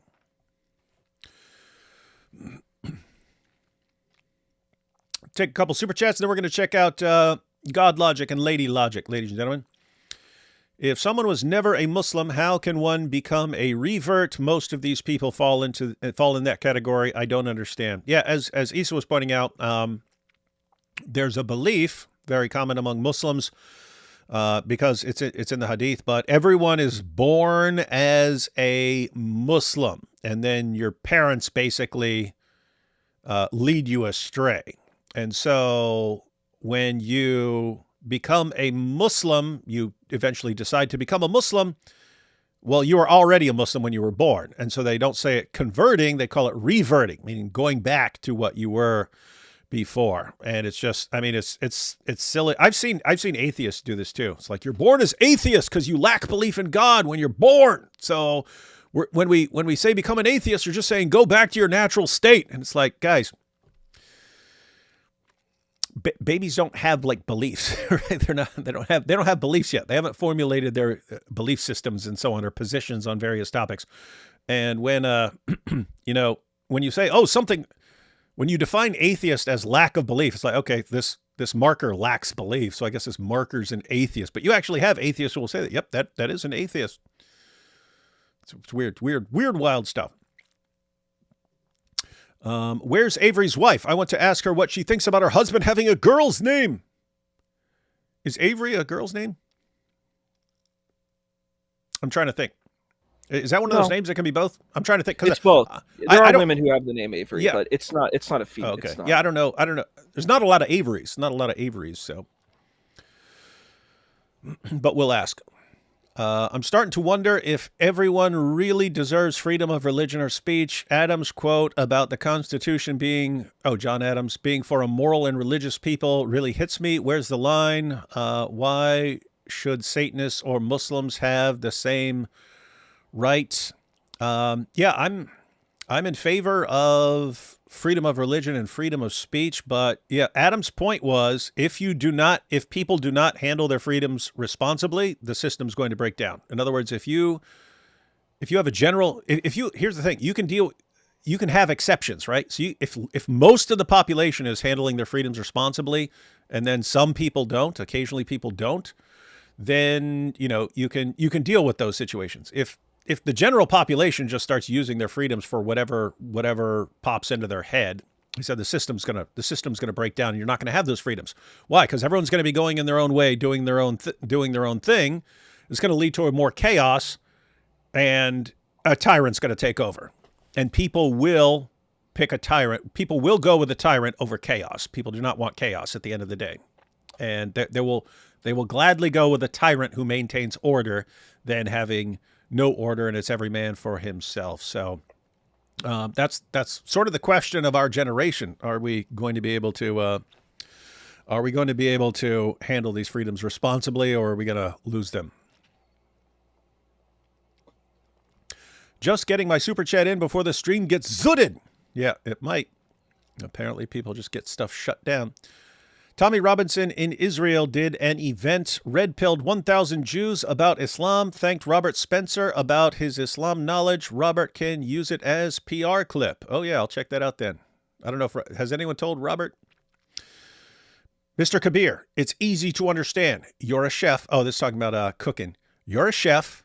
You're a chef or you're the entree. You're holding the pot or you're inside it. Avery's a cook.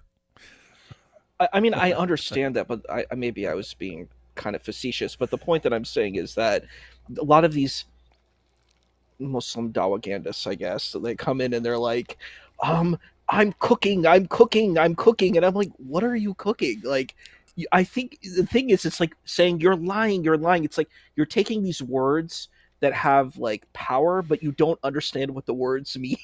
Like, you know what I mean? Like, they think, because Avery uses it and it has like this impact, so they steal the word and they use it and they think it has the same impact. Like, I went on a TikTok stream once and they're like, I'll give you $200 or something if you can prove me wrong, right? And they're like, I'll give you $200 if you can prove Jesus is not a Muslim. And I'm like, you're just imitating these other people. You're not, this isn't a fresh, unique idea. You're taking your opponent's idea, imitating it, and not understanding why they're doing it and the elements and the impacts of what they're doing. You're just blindly following because you see that they are getting an impact. So you think if you imitate them, it's like a knockoff movie. Like you take Star Wars and you take the Turkish Star Wars, right? The Turkish Star Wars imitates the original Star Wars. They take even the original clips from the what is it called? A New Hope. But they don't understand what Star Wars is. They don't understand the impact of it, So they're just imitating it. Turkish Rambo was awesome, though. There is Turkish Rambo. There's Turkish yes. Rambo. they imitate the thing, but they don't actually understand why it's popular. And it's sad and it's hilarious at the same time. Yeah, with Avery, I mean, people have been talking about cooking like forever, like my entire life, like old songs and stuff, talking about even rap songs, talking about cooking other MCs and stuff like that. Avery is, he just makes it his own and popularizes it, and it kind of becomes like identified with him. So hats off to him.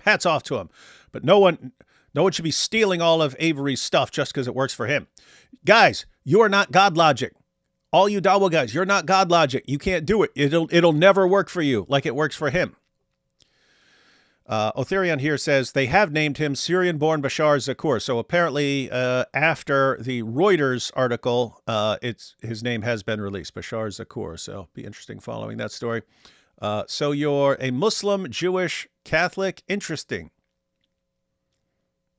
You're not Catholic, are you? You're not Catholic. Well, it's interesting. My advisor. You can't be everything, man. No, you're funny. It's funny, but I do have my advisor. I actually got published in a Catholic comic book where the Pope meets the president of Kurdistan. So it's like a Pope meets the president. That's like the name of the book, and I'm a contributor in the comic book. So it's pretty cool. So my advisor was Catholic, so I'm pretty well versed on Second Vatican and Nostra Aetate, and so an interfaith through that lens. So it's kind of cool. Hi, Issa. The Bible condemns the Quran's acceptable practices in general. I'm really sad when I see abuse of any kind from anyone. It seems that many Muslims promote abuse and hide or excuse it. That's not love. I agree. I think that's wrong. I think if someone uses a text to abuse other people, I don't care. Like it's not acceptable. And they're doing that. It's like these people don't even have an ethical, moral foreground of who they are. They don't know who they are as people. So what they do is they rely on these texts to justify doing what they do. They don't actually know what's ethical and moral. They don't know what's good. And they're not interested in becoming good people. They're interested in it's like this mercantilism of stuff. You want spiritual stuff. When I die, I want a bunch of stuff. I want women, I want gold, I want lakes of wine, and it's just a pursuit. The whole goal, it's not for God. They're not interested in God. They're interested in getting stuff. And I don't know, that seems like a very sickening kind of plan, that you're like, even if you're helping someone who's disenfranchised, you're doing it so you'll get points, you'll get a mansion in heaven. And I'm like, I don't know, I'm really not into that. I think it's gross. Sadly, Islam is the devil's most successful project. All he had to do was tap into human ignorance, fleshly desires, and mix in some truth from the Bible. How much do you agree with that, Issa? Well, if you've seen my debates in general, I think Islam is pluralistic. I think there are aspects of Islam that are very akin to that element. I'm not going to deny that. I believe in being accountable. Hey, actually, we're going to talk about that next week, because we're going to get your thoughts on the Islamic dilemma. We'll pick a clip from the Dawah guys, go through one of their responses to the Islamic dilemma, and get your thoughts. I've been saying for a little while here that if I were to somehow believe that the Quran is the word of God, I couldn't ignore what it says about the previous scriptures, and therefore I would have to somehow harmonize them.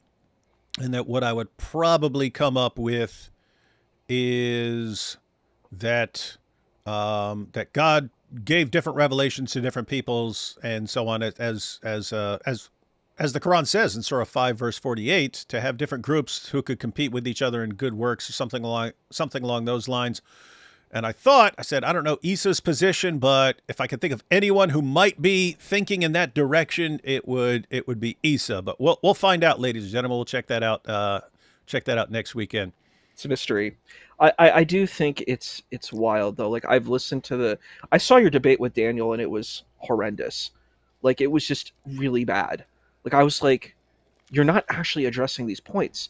All you're doing is you're taking a defensive mode where you're like, well, it's a phantom text, and the Arabic doesn't say that. Let me take the Arabic defense, because if I use that, I'm like, dude, then you can't talk about these other texts because you don't know Hebrew, you don't know Greek, so you need to hold yourself accountable. Don't talk about that these people don't know Arabic because you can't talk about their text because you don't know Hebrew and you don't know Greek, bro. So hold yourself to your same standard. You don't know these languages, you don't know the context, and then what you do is you prey on other people's scholarship and say, well, the scholar said this. And I'm like, but you're not a scholar to understand the scholars. Like, you're not even in this space. You're just manipulating scholars to fit your agenda, and you don't even understand.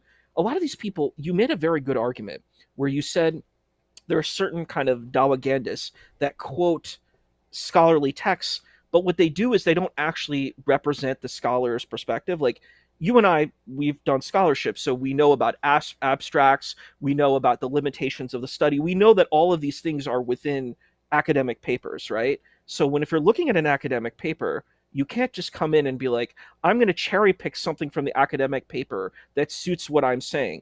You have to represent the entire academic paper. That's why people spend years going to college or getting a doctorate, because it's a lot of hard work. And it's a skill to understand what these academic papers are.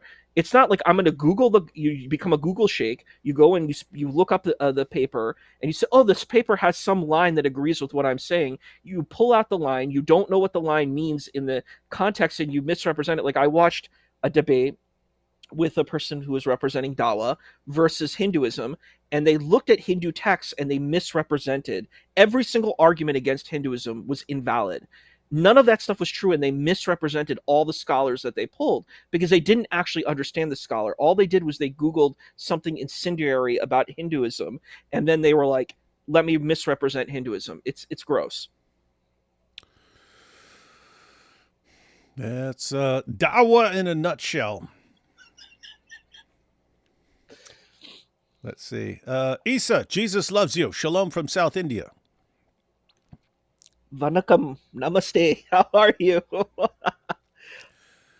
So sitting around and degrading women is Dawah. Yeah, actually, it kind of is. That's the Dawah geared towards young men. The point of the stream between like Muhammad Hijab and Daniel Hakikachu, where he's sitting there bragging about the revert sisters and having all these extra that's an advertisement for Dawah, right? Hey guys, young guys, you need to get into Dawah. Look what you can do. Look what you can do in Dawah. Now, when they are targeting women, totally different message. It's not, hey, join this so we can use you however you want. It's, oh, Islam respects women unlike everyone else, and we're the only religion that respects women. And you look at how they treat them, and it's all deception. I wonder which was more fun for Chomo Momo, the many wives, or the exciting adventures of Al-Zut. What's wrong with people, man? Trying to have a serious program about the mistreatment of women in Dawah, and people think it's Comedy Central here. Hijab seems to mean himself. He has 20 to 30 kids. Oh, I don't know. I don't know how many kids he's got. So I guess the idea there is when he said there was someone who has 30 kids and some of the dais have 20 kids, that he was talking about himself. Have you heard of Sonny Faz? No. White American convert YouTuber, one of the most annoying Dawah guys. Mix of Nick Fuentes and Sneeko with some Dawah. Not familiar with him. But be happy to review some clips at some point. What's up? That picture is super wild of that last... Orthodox lips? Oh, yeah. Oh, that is wild. Why is this person calling themselves... I think I've seen this person before, Orthodox Muslim. I'm like, why are you calling yourself Orthodox? Yeah. That's not something that exists in classical Islamic tradition. It seems like you're imitating Christianity. Yeah, so his channel's Orthodox Muslim, but we just kind of noticed that when he's posing for his pictures like this. It looks like he wants to give a kiss. And I said, and I just asked during a live stream, I was like, what'd they call it when ladies used to do that? They don't do it as much as they did like 10 years ago, but it became like the girls when they pose with their selfies. And I go, what was that called? And someone said duck lips. And I was like, oh yeah. And then we all started calling them orthoduck lips. And so that worked out well. It worked out well. Everything works out. Let's see. D Wood is jealous of Dawah guys having more girls. That's right. We're all jealous of the Dawah guys. Mike Winger has secret hotel Star Wars collections. Probably does. We can't prove that person with Ali isn't Grapes to Jenna. Oh, that's a good point. So you may remember this way back when Ali Dawah had a sort of debate with AP, and Ali Dawah had someone feeding him grapes while AP was speaking, and I assumed it was a woman feeding him grapes because it would just seem extremely weird to have a guy feeding you grapes. But then people pointed out, nope, you can see the sleeve, and it's the same shirt that Smiles to Jenna was wearing later in another video. And so, yep, Ali Dawah. So how do we know the woman in Ali Dawah's video with the whiteboard isn't actually Smiles to Jenna? We don't. We will never know. Given Ali's strange intonation reading the whiteboard, I'm not convinced that it isn't scripted. It could be. It's strange disbelief that he isn't simply making up what he's reading, given how grimly comedic that skit is. Well, keep in mind, that's from a much longer video. Those are just the clips of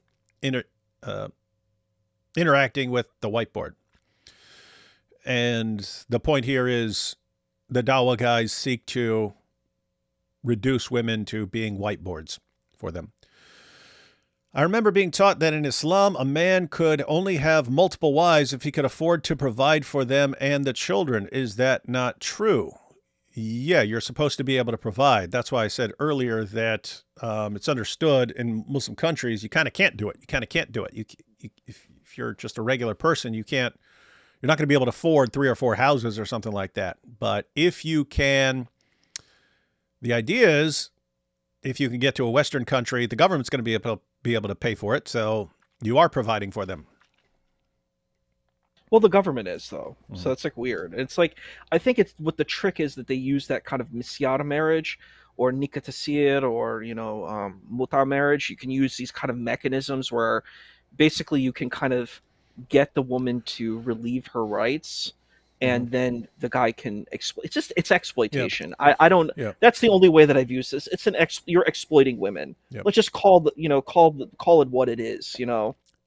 And what you're actually told is that you have to be able to treat them fairly. You have to be able to treat your multiple wives fairly and stuff. So hey, if I've got the government providing for all of them, then I guess we're all good to go.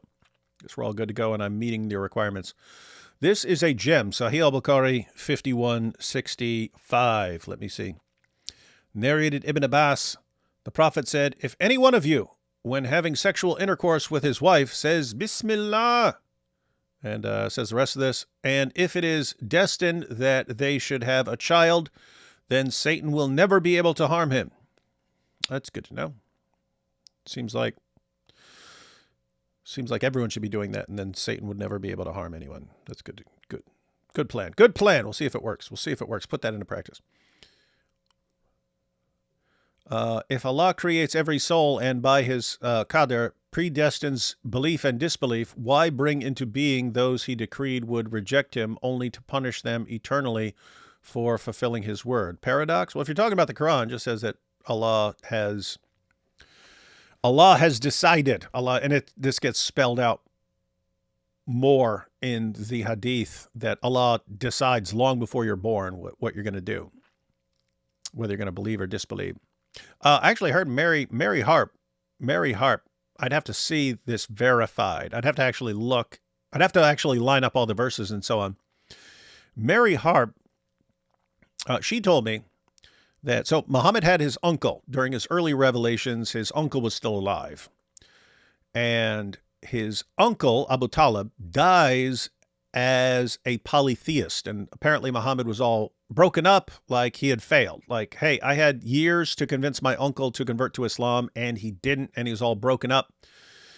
Mary Harp has said that if you look at, because some Quran verses seem like they're saying that you have free will and you just have to decide to follow Allah and obey Allah. Mary Harp's thesis is that those are the early revelations and that these were before the death of Abu Talib, and that after the death of Abu Talib, then it changes to Allah already decided who's going to believe and who's not going to believe, so it's not on you. And therefore, Muhammad just wasn't responsible. Again, I haven't looked at that. But I'll have to sit down and go through that because that would be interesting. Free Zudistan. There is no Zudistan, although there should be. Dawah episode 1, a phantom text. Yeah. The phantom text. Mr. Kabeer, how do you feel about Mike Winger? I mean, I've just seen some of his YouTube videos. I don't really know the person very well, but you know, you're supposed to say worst person ever, but Issa can't do it because he's too. I'm sorry. I'm sorry. I'm so sorry. Excuse me. I know. If I said, "Oh, he's your twin," you'd be like, "Ah." Issa, who's more cool, David Wood or Mike Winger? Oh, I've got my brother right here, so we'll go with that. Not even close, everyone. It's not even close. Not even close. I am a Muslim. This is pity money. Allah is King Jesus. Okay. Allah is King of Jesus. David is Lair like Kirk. Wow. David is Lair. I'm a Lair like Kirk. What is? I think they're trying to say liar. I'm like, dude, I know. I'm sorry. I know you know. I'm sorry. I'm like, if you're gonna pay money for a super chat, maybe you should go through Grammarly. There's Chat GPT. There's ways of actually, proof checking for reading what you're gonna put because you embarrass yourself, man. It would be funny if he's like, no, I'm saying you're a Lair. You're a Lair, like you're Dragon Slayer. Yeah. You're a Dragon Slayer. Yeah, I'm a Lair. David says, I remember Sonny Faz. He used to make videos of him and his mom reacting to Andrew Tate. I think he converted to Islam because Andrew Tate and Sneeko became Muslims. Well, how's that going for old Andrew Tate and Sneeko? He likes Mike Winger. Get the unbeliever. Nope, he already said he's the worst person ever. All right. We're ready to check out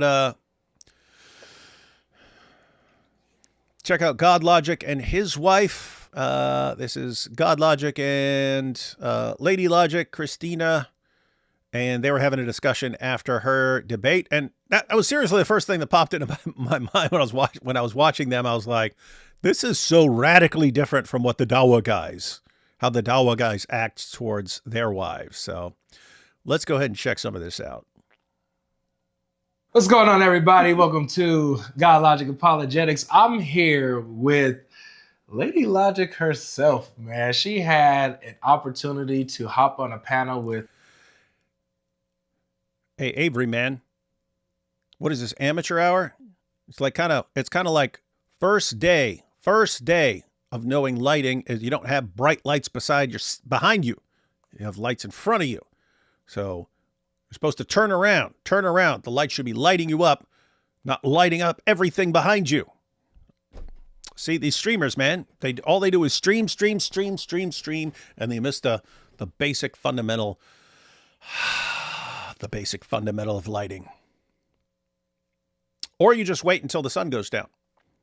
What's going on, everybody? Welcome to God Logic Apologetics. I'm here with Lady Logic herself, man. I don't even know if I should tell people how dumb I am. All right, I'm going to go ahead and tell everyone how dumb I am.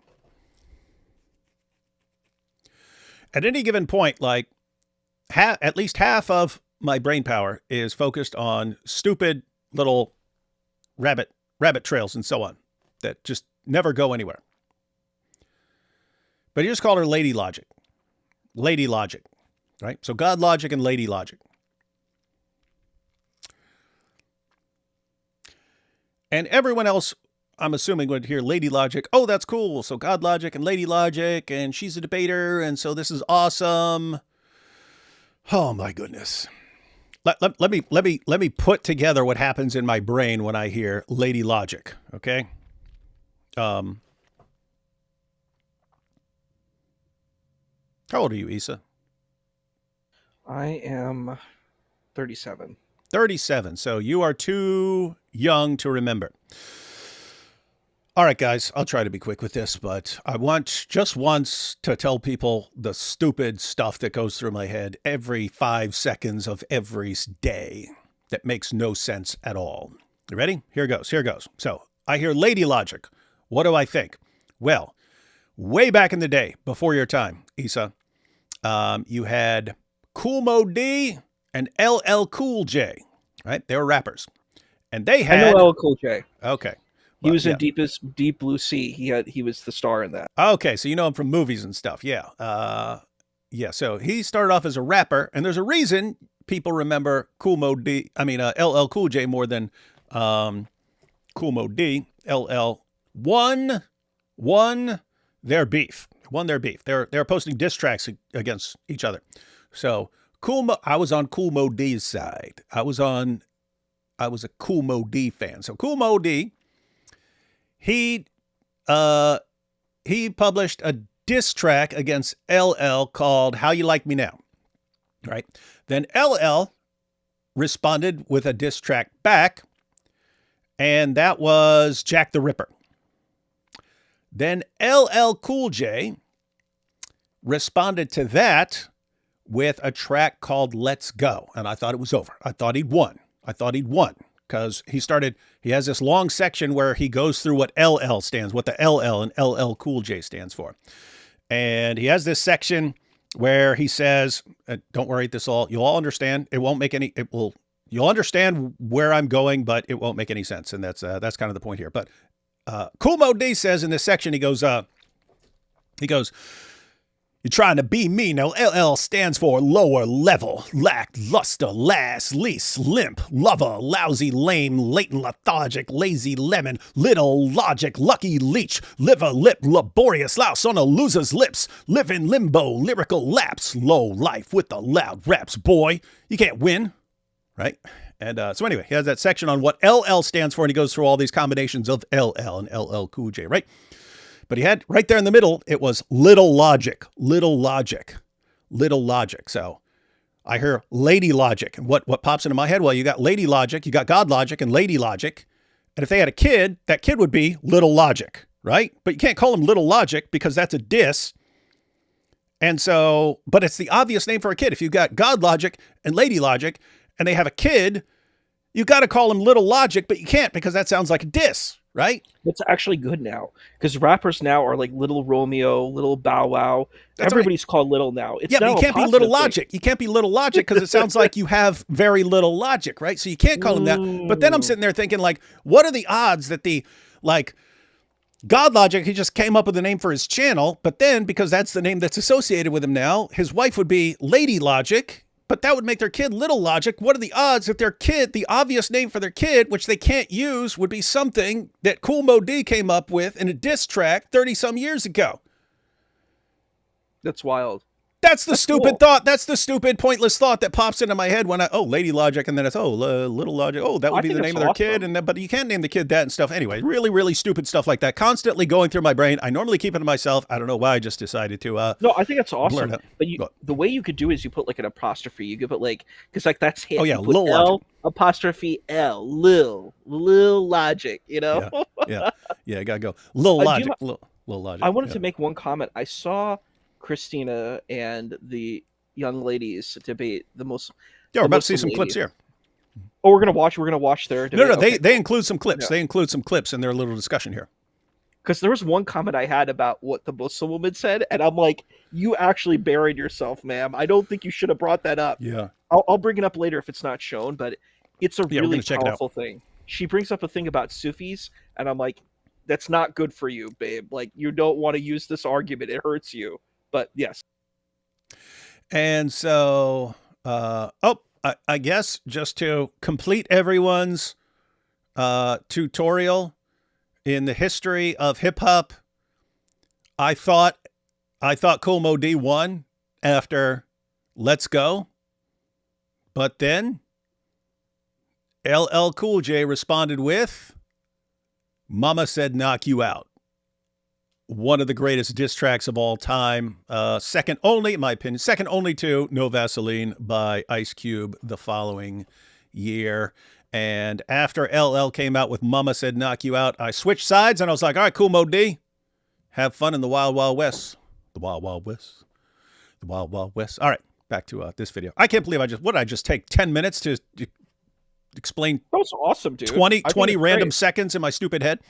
Old school rap is so. Have you ever seen Crush Groove? Like, it's older than me, but Way it's back in like the day, yeah. yeah, it's a great movie. Like, my buddy was really big into old hip hop, old school hip hop. So I got stuck listening to, like, where they rap real slow, they got a nice rhyme, lyrically they flow because they're inclined. Like, it's like it's very Do that different again. than Do the that modern again. hip. Do that again. Oh, really? Yeah. They got nice flow. They're really kind of fine. Let me tell you, G, because they're right on the line. Spit real quick. Got nice smooth. This is how they go, because they got the Crush Groove. Nice. Classic D Wood and Was Issa. that good? Was that good? That was old school right there. That was Slick Rick and Dougie Fresh right there, man. Classic. All right. Let me back this up. All right, here we go. Back to Avery and Christina.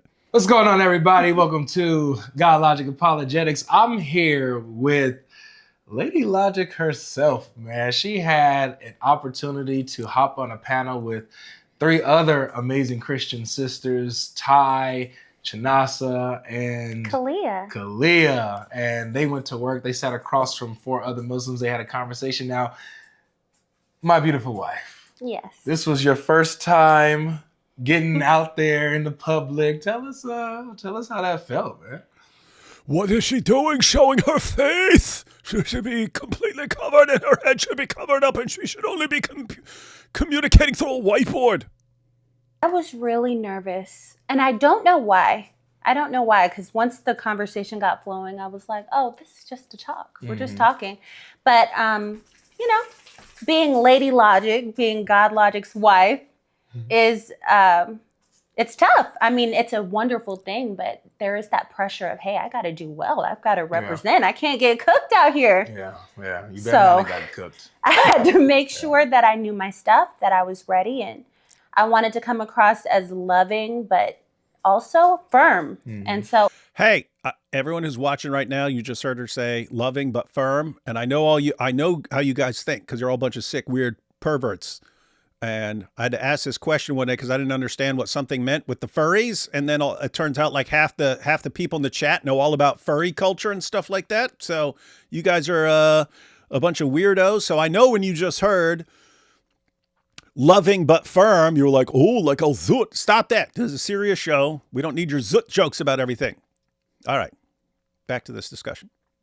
I'm really hoping that's what I did. Yeah, you did a good job. You and the other ladies, y'all did a good job of having that balance of, grace and love. And I have to say, it was different. It was different. It was good that like even they're disagreeing, they were like very respectful and listening to each other and stuff, going back and forth, and not like shouting down and stuff. But maybe that's why there needs to be more of these discussions and debates between women to show guys that they don't need to be jerks all the time. Firmness. Like, you guys were unapologetic about the gospel, about the truth, about you guys not serving the same God as the Muslims. Like, the God of the Bible is a different God than what is described in the Quran. You guys were very clear on that, didn't leave no questions about that. So absolutely. When I got there to the studio and we saw that it was Chanasa and Kalia from the previous episode. Oh yeah. I was like, wow, Let's these go. are some beasts. Like, they were my favorite from the previous video. By the way, that was I didn't know that, but that's actually interesting. So she's saying she didn't know who her other partners were going to be until she got to the studio. So they didn't even know, right? Not only like who you're going to be debating, she didn't know who her partners were. And she was like, oh, I know these ladies. I saw them from a previous episode. So in other words, this wasn't, and I'm assuming it was the same from the Muslim side, but This wasn't Christian women saying, "Hey, let's put together our squad," and Muslim women saying, "Let's put together our 4-person squad and let's go up and battle." It was kind of like, "Hey, let's get a little who's willing to come in here and debate," and then they get 4 people, and there's like, "Okay, let's bring them all together." But anyway, so that's actually interesting. So it wasn't like it wasn't a coordinated team. Yeah. Yeah, they were thrown in, and they basically had to learn how to work together. But I think that they were, and you notice because during the debate, some of them don't even agree on certain kind of theological points, but they are still able to like work together through whatever the issues are. You know, like, are we born with original sin? I think that was one of the questions, and they had they're gonna play a clip of that. Yeah. Oh, okay, cool. Yep.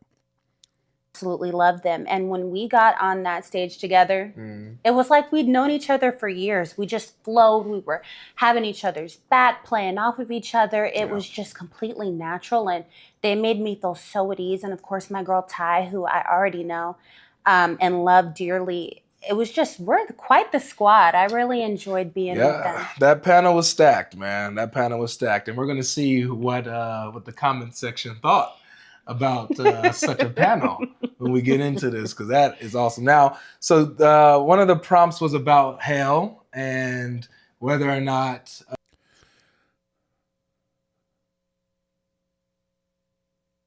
those ladies, that was a good team. Like if I were just sitting back and I said, okay, who's gonna be the team? It'd be like, okay, DOC, Hatoun, Mary Harp, Christina here. That'd be an awesome 4-person team and stuff. So I wasn't familiar with the other ladies, but yep, they had a good little squad there.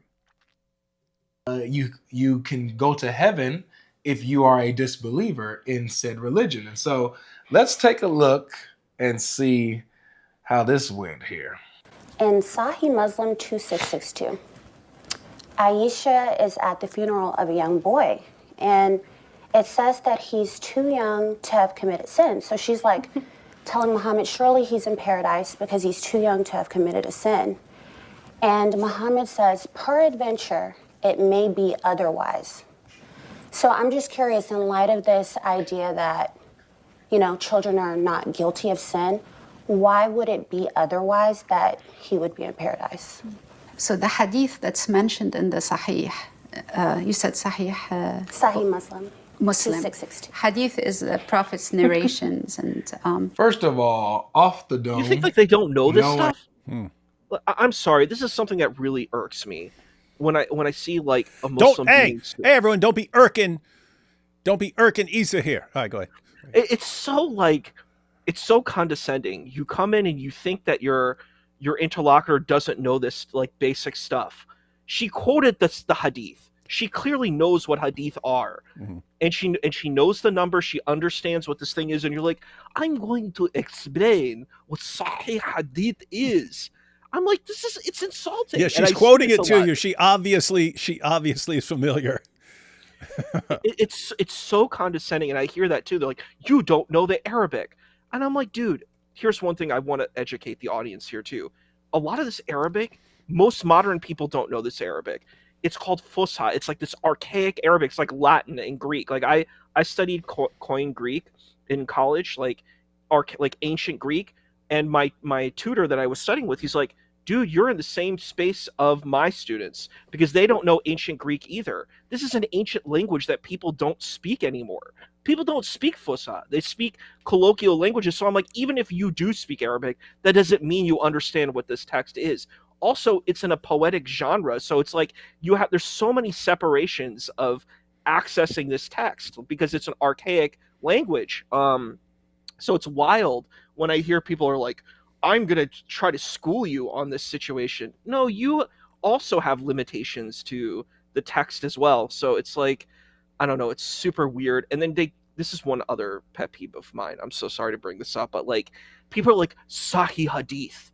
You know, is it Sahih? And I'm like, this is like really low. This is what you call low tier. Because I heard people call people low tier debaters. This is low tier argumentation. They're like, well, the hadith is Sahih. And I'm like, let me explain to you what. So if you're a scholar, this science does not work for you at all, right? Like we know Dr. Joshua Little. It's not something that holds outside of this space, right? Yasser Qadi said that. It just doesn't work. And I actually studied with a colleague of Yasser Qadi because I'm later when we talk about the Islamic dilemma, I'm writing a paper on it. I'm hoping to write a master's thesis on the Islamic dilemma. This is like, do it. I already have a paper. Because I already know ahead of time your treatment of the issue will be completely different and better than what we get from the Dawah guys. I'll send you my paper too. I already did one of my capstones of the papers, and I'm going to build off of that. But I can send you the paper that I've already worked on, this Islamic dilemma, and I got a good grade on it. So if you want to see it, this is like the beginning. It's like 10 pages long. But I'm working on this because I think it's a really important conversation. But the idea about hadith is like people are like, well, it's sahih, that means it's true. And I'm like, yeah, no, you're confused. So the idea is that like there's a bunch of chains that say this narrative is true. The issue is the thing could say something really vile and horrible, but your thing is you're like, well, there's this vile, horrible thing, but you know, there's not a bunch of multiple chains that are linked to it, so thus it's not true. That's not even how hadith work. So even if something is da'if, that doesn't mean that hadith is false. It just means that we don't know the pedigree of lineage of the hadith. This is where, and the people keep saying sahih, sahih, sahih, and I'm like, it doesn't matter. You don't know if it's true or not. And unfortunately, like it's chaos because you have a lot of people who can fabricate these chains too. It's not hard to do it. I can get a bunch of names and claim that these people say it. This is where they get the thing called mutawatir, where they're like, there are multiple chains. But I think people could fabricate that too. It's not impossible to do that. You know what I mean? So it's like people are like, this is like, lock, stock, and barrel. And I'm like, you're not an academic, and that's why you're making these claims. You don't understand that this is not as impressive as you think it is outside of your space. That's why it was interesting in Joshua Little when he's discussing hadiths. For anyone who doesn't know, Joshua Little, he wrote his entire doctoral dissertation at Oxford responding to the issue of Muhammad and Aisha. He said he wanted to take that away from Islamophobes who use Muhammad's relationship with Aisha to criticize Muhammad. So he wanted to take that away and show that we don't know that Muhammad had sex with a 9-year-old girl. And so you'll actually have Muslims who point to that, it can't be defended. But what he actually does in his dissertation, he shows that hadith methodology really can't stand up to scrutiny, which is basically what Sheikh Yasser Qadi said more recently. But it was interesting because reading how non-Muslim scholars understand hadith methodology and how they react to hadith methodology is basically the exact opposite of how like Salafi or just Sunni, Orthodox Sunni Muslim scholars treat the system. It's almost the complete reversal. So an Orthodox Sunni Muslim hadith scholar, he looks at it and so he's looking at the story, he's making up the story, he's making sure the story lines up with Orthodox Islam, and then he's making sure this list of names that everyone on there is as good as gold. And so we got this on here, so we know the story lines up with Orthodox Islam, and we got this list of names, and we know all these names, and all these guys are as good as gold, right? So that's how we know it's a good hadith. The non-Muslim academics who are hadith scholars, you have a handful of them, but the non-Muslims, they do the complete reversal because they understand that this is a methodology that came about later, right? This methodology was a later invention. So when they see a story that lines up with Orthodox Islam, which was in a process of developing over time, they look at it and they say, oh, the story lines up perfectly with Orthodox Islam. They go, okay, that's a bit suspicious. When they see a story that doesn't line up perfectly with Orthodox Islam, they think that has a higher chance of being accurate because there would have been less of an inclination to make it up, right? In other words, once you have fully fleshed out Orthodox Islam, then you can make up stories and they're going to line up with Orthodox Islam. If you have a story that doesn't line up with Orthodox Islam, they say, okay, you're obviously not inventing that after the rise of Orthodox Islam and everything was made official. So it's likely that it's earlier, before Islam was nice and solid and all the details were sort of listed for you. And that similarly with the list of names, with the isnad, the list of names, I got it from so-and-so, got it from so-and-so, got it from so-and-so.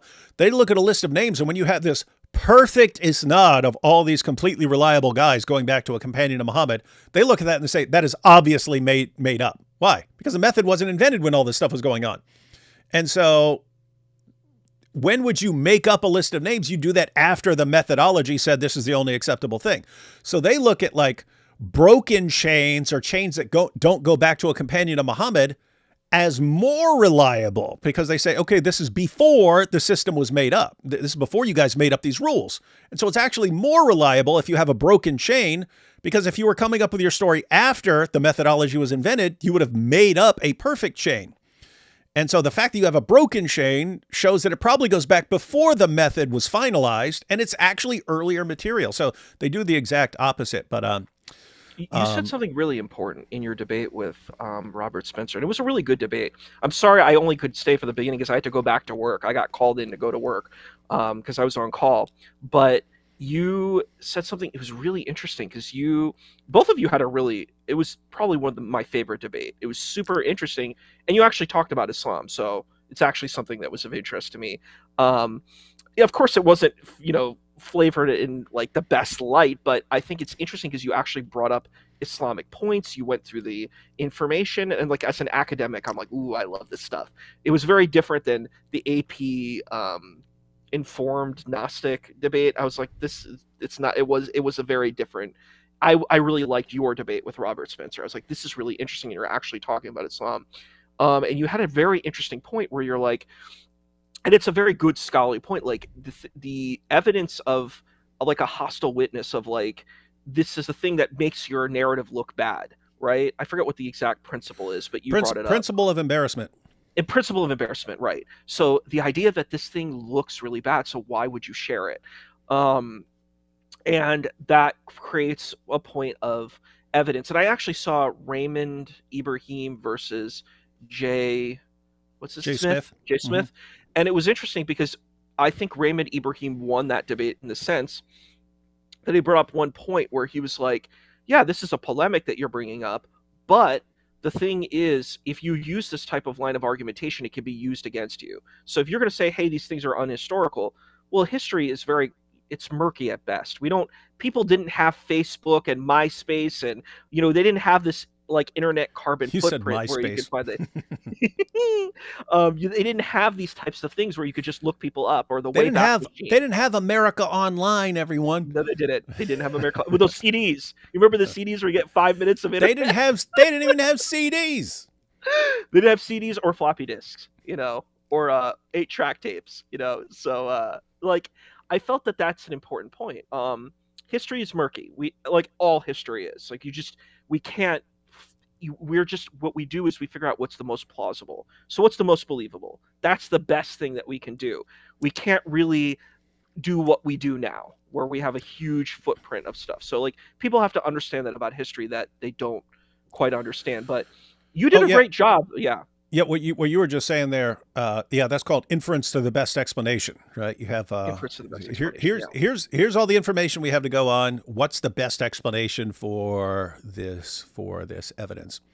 And how like conspiracy theorists will do it. They'll like say, okay, here's the position, but look, here's a problem with the position, and this little thing doesn't make sense. Therefore, insane conspiracy theory. And it's like, wait a minute. The insane conspiracy theory, you're pointing out a problem and saying, therefore, the explanation doesn't make sense. Therefore, go with this. And almost always the insane conspiracy theory is significantly has serious problems with it. And it's usually not the best explanation.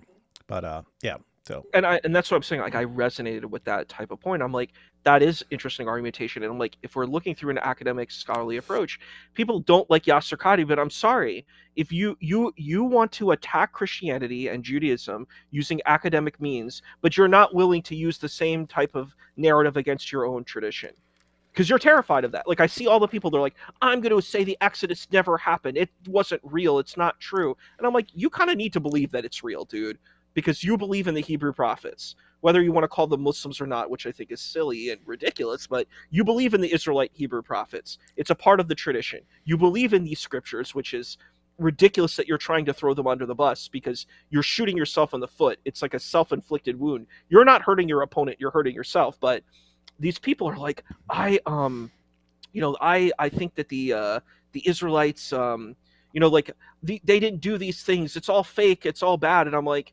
yeah, this stuff can be used against you. Like every single attack you're making will be used against you, and you don't want to use the same intellectual academic method against your own tradition. Like, for example, people are like, Arabic has always existed. We know when Arabic was created. We can see it. We have a timeline. We know what Proto-Arabic is. So it's ridiculous if you're going to like Arabic as this timeless language. Hebrew's not a timeless language either. We can find when these languages were developed because we have archaeology, we have history. If you're an academic, you know these things, but like people are like, Arabic has always existed. I'm like, yeah, because you don't know anything about this. You're talking about something you don't understand. You don't know linguistics. You don't know etymology. You don't know about how languages develop and change throughout time and how words are borrowed and stuff. You don't know anything about this, and then you come in and you're very arrogant, and then you say things that are ridiculous. But you'll attack Christianity and make fun of it for saying it's not, the academic. You use academic tools against them, but you won't use the academic tools against your own tradition. So, yeah, it's insulting. Yeah, that has been an ongoing issue for years. So you've had lots of there've been lots of debaters, and it's when we're examining Christianity, we'll go to Bart Ehrman and like critical scholars and stuff like that, and then when we're examining Muslim sources, we'll go to our sheikh, and it's like, well, why aren't you going to the critical scholars? I thought that's the methodology, right? I just wanted to get down to Christian Gadfly here real quick. Can you make a Checkmate Jihadi shirt in women's size? I think it's unisex thing. I don't know if women have just completely different sizes, but it's unisex, but they have all different sizes. So I get treatment for mind, including racing thoughts. Well, I assume you're talking about me saying that I have all these stupid thoughts popping into my head. Yeah. Hey, maybe I need treatment. I think you're saying I need treatment. Okay, here we have Christian Gadfly. There's so many good rap songs titled Let's Go. I'm thinking Bust Rhymes with Travis Backerer and Trick Daddies. You don't know anything, man. You're just making up these names. Hey, Christian Gadfly. You're on, man. You're on. You're the lawyer. You're a lawyer. So the person who had Giant DOC's live stream taken down, do your thing, man. Do all your fancy lawyerings and crush them and make sure it never happens again. All right, back to God Logic and Lady Logic. Having that hadith ready, not just the contents of the hadith, but Sahih Muslim 2662. Okay, that's the one. That was you're dangerous. I try to not bring it if I don't remember where it's at because of answers like what I'm going to get from this lady. Yeah, let's see. So the word hadith means we have to make sure before we discuss that how solid is this hadith, because a lot of hadith were input in a lot of big books. So we have to investigate and see if it is the right hadith, and it will have an explanation to support what comes in the Quran. So it's a weird situation because she's partly correct, but I don't believe her. And what I mean here is, you do have people who understand there's some serious problems with hadith methodology. And so, okay, you're quoting hadith. I don't need to take your hadith seriously. I think the hadith have serious problems. But that's usually not the position. It's usually, oh, you quoted a hadith that I don't like, so let me pretend I'm skeptical about hadiths and so on. I'm going to say, well, even though it's sahih, that doesn't mean it's actually, even though it means authentic, I'm not going to take it as authentic because, anyway. The point here is you actually have serious Quran-only Muslims. You have serious Quran-only Muslims who don't go to the hadith. They have a serious position. But most people, when they start saying, oh, don't quote that hadith to me, you can usually find it out in discussion. You'll find out they do believe in the hadith. They just don't want to actually have to defend what was said. And so they'll say, oh, well, we don't have to trust these hadiths and so on. So if she's a serious, like Quran-only Muslim or something like that, I could take her seriously. But I would guess, without knowing much about her, just because it's more common, it's far more common for people to say, "Oh yeah, we don't trust all hadith." Yeah, that might not. Where's it from? Oh yeah, Sahih Muslim. Oh yeah, we don't have to trust Sahih Muslim. It's much more common for people who do believe in hadith and they just want to dismiss it because they don't want to deal with the content. So, but anyway, if we were to find out this woman is a serious Quran only Muslim, I would. You can grant. You can say, "Oh, okay. If you think hadith are unreliable, fine. Let's toss the hadith out. We'll talk about the Quran." Let's see. Prophetic hadith. What's up? Oh, I wanted to say one thing about that that's interesting, because you're right, because there is this, I call it a grift, where it's like, you're like, well, I don't like these hadith because they don't fit with my ideology. So I'm just going to say, oh, it's not Sahih, or, and they'll claim it's not Sahih, but they don't even know if it's Sahih or not. And they're like, I reject this hadith because it doesn't work with my theology, but I'll take this other hadith because it represents my ideology. And then you'll attack people, and then I saw in this debate where they'll attack Christianity and they're like, look at the Crusades, look how horrible the Crusades were. And I'm like, yeah, you think Islamic imperialism and colonialism is good too? If you want to attack European colonialism, then you need to be accountable about your own in colonialism. You can't just say that these people are bad when you're doing bad too. You know what I mean? The Muslim imperialists were not just sweethearts. They did take over land. They did subjugate people, and that's just the facts, But that was the age of empires. Everybody did that stuff. But you can't say, oh, my imperialism and colonialism is good and your imperialism and colonialism is bad. It's wrong and it's dishonest. So, yeah, I'm not with that.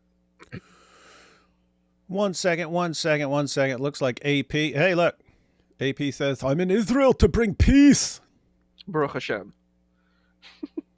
Hope you do a better job than you do on our live streams. All you do is sow chaos and division. Don't be doing that over there, man. All right. The original ones, they support what comes in the Quran. It can't be contradictory. Right, so this one is considered to be Sahih, which means authentic, right? No, it depends. We can't. No, it depends. That's exactly what it means. It means authentic, sound, or reliable. Assume that. But like I said, if there's a clear verse in the Quran that human beings are born without sin, the hadith that are supportive of that, they are the right hadith. Logic, otherwise, correct me it if can't be I'm wrong. contradictory. The word Sahih, Yeah. it means authentic. Well, it depends on how you feel in that moment. Oh, how you feel in the moment. Yes, it depends on how you feel. If you're talking about like literally, if you're just reading it and just knowing just the word itself, yes, Sahih means authentic. It's good, better than good. It's authentic. It's sound. So you can't really question sound hadith, especially if you're a Sunni Muslim like the sister is here. Yeah. So, but that's your fault for assuming. Okay, so yeah, Avery said she's a Sunni Muslim, so yeah, she shouldn't be tossing aside hadith and Sahih Muslim. Sahih Muslim was authentic. And it was also my fault for assuming that if we brought it up, we could actually talk about it versus disputing over whether or not it's... well, you're not a scholar. Right. So why would I be able to discuss something I read? Exactly. I have to say what the woman did there,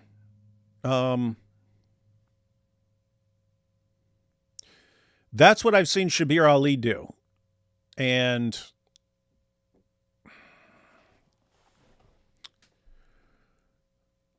I don't want to say it's deceptive because they do have a basis for this, but notice what she did. She said, oh, we've got what the Quran says. Now, I don't think it's what the Quran says, but she's saying we've got what the Quran says. And therefore, if a hadith contradicts the Quran, we can dismiss it on that basis. She's actually correct. If you have a hadith that contradicts the Quran, you are able to sort of toss that aside. But what I just saw from her and what I've seen from Shabir Ali is, here's the Quran and here's how I'm interpreting the Quran. And then I'm going to use my interpretation and I'm going to say that hadith conflicts with my interpretation of the Quran, and therefore I can throw out that hadith based on my interpretation.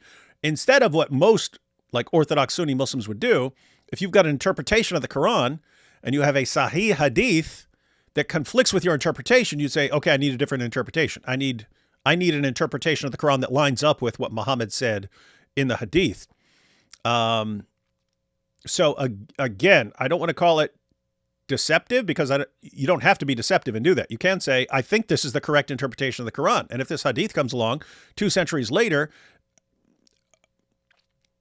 okay, I know it may meet the requirements of a sahih hadith, but I think this is what the Quran is saying, and therefore I'm not going to take that. I'm not going to take that hadith seriously. So you can do that. You can do that, but that just wouldn't be like Orthodox Sunni Islam. All right. That children aren't guilty of sin. My question is, like, we're like Aisha, right? We're like, why, this kid is too young to have committed sin. So I don't think that Quran verse you're mentioning contradicts that idea. But more so, my question is, if children are innocent, then why would the possibility of the child not being in paradise be a thing? Like I said again, the hadith does not, if it does not align with the Quran, then we have to assume that it's not a concrete, solid hadith. There were a lot of hadith input in even big books, famous books. So, I mean, the hadith collection is full of big books, huge books, guys. And you got to really search through them and really seek scholarship and making sure it's sound. She didn't touch the contents of that hadith. As a matter of fact, actually, she kind of alluded it to being contradictory to what the Quran teaches. Right. And so tell me this, watching that, was my question clear? Your question was very clear. Okay, because this is what I was trying to express. Your idea that children are innocent, I completely agree with.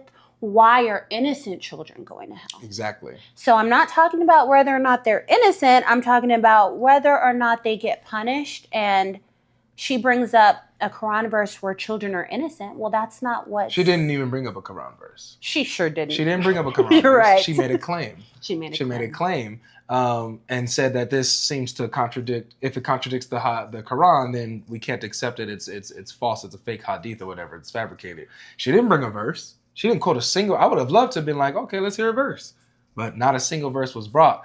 Your question was very clear. You brought a reference. You quoted the reference word for word, and from the mouth of Aisha herself. Look, we're the Aisha crew, right? Aisha, we're confused. You made a good point. We're like Aisha. We think that the child who dies, especially before puberty, before they can even commit sin, that they're going to go straight to paradise, no question. But Muhammad says, hold on a second, hold your horses. It may be otherwise, because Allah created for hell those who are to go to hell and before they were in their father's loins, and vice versa for paradise. Why is that a possibility for an innocent child who couldn't have committed sin if, according to your religion, kids are all innocent? Straight to paradise, So. There were a couple of places I wanted to potentially go here in this topic, but I learned quickly, because this was the first prompt, I learned quickly that you kind of get a few minutes to talk about it and then you have to move on. But I definitely wanted to try to go to predestination in Islam. I wanted to go to other hadith that mention children going to hell. So there was a lot I wanted to be able to go to, but you move really quick on this show. Yeah, for sure. Yeah, they do. They basically dedicate a few minutes to a series of various topics, and so you can't go into as much detail as you want to in the discussion. And this came up again when they were discussing the Islamic dilemma. But that was a good little exchange there. So we got other little parts that stood out to me that I want us to touch on. I want to get your inner monologue when we talk about this. Now, this is like touching on the subject of whether or not you can be a believer and go to hell, or a disbeliever and go to heaven in Islam. And this is how this sister responded. If we don't follow your particular religion or faith, that we would go to hell. So from my upbringing and my understanding of the Quran, no. There's a verse in chapter 2, verse 62 that says, Christians, Jews, believers, anyone who believes in God, believes in the day of judgment, and does good on earth, has no fear, and God will reward them in the hereafter. So, according to this Muslimah, if you are a disbeliever, it doesn't matter, it's okay. You will still go to paradise. As a matter of fact, she doubled down on this a little bit later. And here's your response 262. It's talking about converts. I think it's very clear because, like we spoke of earlier, you have to believe in Allah on the last day. And how do you reconcile that with verses like 385, where it says, those who seek another religion other than Islam will not be accepted, and there will be losers in the hereafter. Or 98. Issa, did you catch that? She laughed when she said losers because she thought it was funny to say losers. Because we use it, you know, we say like loser, but you'll have it in Quran translation that translated as losers and stuff. But listen to her laugh; it's actually funny. And how do you reconcile that with verses like 385, where it says, "Those who seek another religion other than Islam will never be accepted. Will not be accepted." And there will be losers in the hereafter.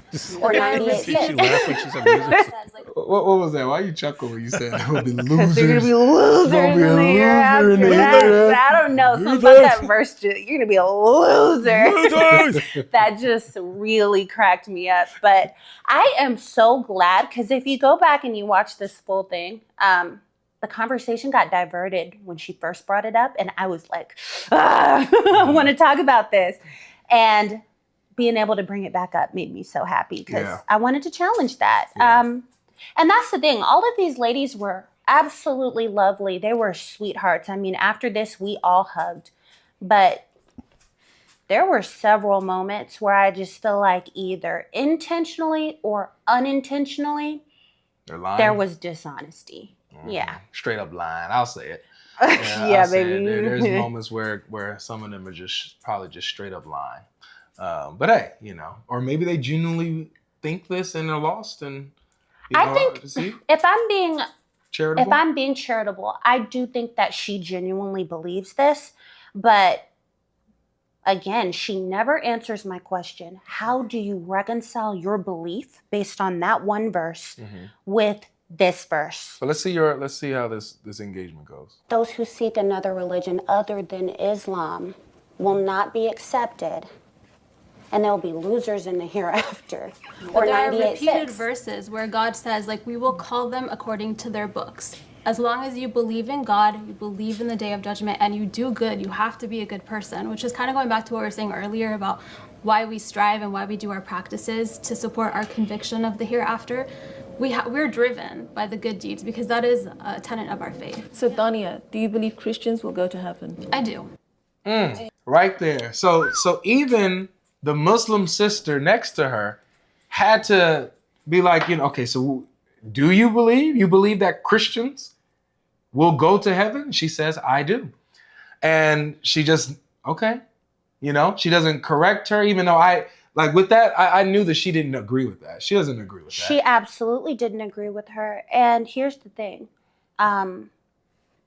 That's what makes having these conversations like this a little bit difficult, because you will have Muslims who will say something ecumenical or something palatable to make Islam appealing. Yeah. And then when you open the book and it says the exact opposite thing of what you just said, I'm asking you, how do you have this opinion when Allah says otherwise? Yep. They don't like Allah's words, man. And this is typical. They do not like what Allah says. That's why if I come across like I'm trying to press them, it's only when I feel like they're being dishonest. That's all. I mean, what are you going to do? Just sit there and just let the lie go? No. Even earlier when we were talking about the hadith, had she not said, oh, it's not authentic, even though it's Sahih Muslim, if she had said, you know what, yeah, it's Allah's decision to send children to hell if he wants to, and he's God, and that's his right. You know what I would have said?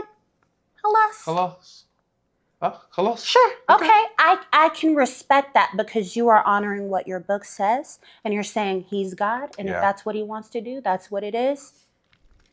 Can't fault you. So there was another segment where you guys were talking about the deity of Christ, the claims that Jesus makes, and I really love this part because you got them to say something and admit something that Hey, hold up. One second. Where'd that go? Christian Gadfly said, is there a public email for Giant DOC? They haven't contacted you? Hey, Gadfly, they haven't contacted you? If they haven't, send me an email and I'll send you their contact info.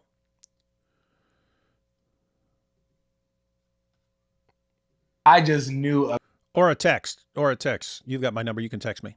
Muslims would hate. I as a me putting myself in a Muslim shoes watching this, I probably would have turned this off like after listening to this. So they try to. Hey, Christian Gadfly, Giant DOC said they messaged you on X. Why are you asking for the contact info? What's wrong with... Oh. Okay. He said they did on X, but he's locked out of his account. Oh, I wonder if he has one of those things where he sets up like times he's allowed to go onto a system or something like that. Hey, Giant DOC, send me whatever you... send me... on X, whatever you want to send to Christian Gadfly, and I'll send it to him in a text real quick. You know, we'll just let y'all look at it. Yeah, and let's watch this part here. So Jesus says that I do not do anything by myself. I do it by the will of God. So that particular statement, that's actually exactly what a Muslim says. I don't do anything by my own will. I submit to the will of God. That is the definition of a It's also a a verse in the Quran about what Jesus said. I can't do any of this without the will of God. Except Those no two match, Muslim exactly match. No Muslim would say that everything that God does, they can do. That they do everything they see the Father doing. So when you finish that verse right there, Jesus is making a divine claim. He says, I do nothing without the Father. Everything the Father does, I do, for the Father shows me all that he does. So is that Islamic to believe that a creature can do everything that the Father can do? From a mystical point of view, yes. Girl. What? From a mystical point of view. Did everyone catch that? Let me point this out because you have, just point out what just happened. So Jesus said he can do nothing by himself. You see, this is him saying that he's just a regular person and he can't do anything apart from God. And Lady Logic actually finished the verse. This is important. It should be a rule for Dawah. If you're using a verse, you should always make them finish at least the verse, if not the entire context. But so this is how it will appear in the Dawah script. Jesus gave them this answer. Very truly, I tell you, the Son can do nothing by himself. You see, the Son can do nothing by himself. It already says Son here, so it's already contradicting the Sunni Islam. The Sunni Islamic view of Jesus.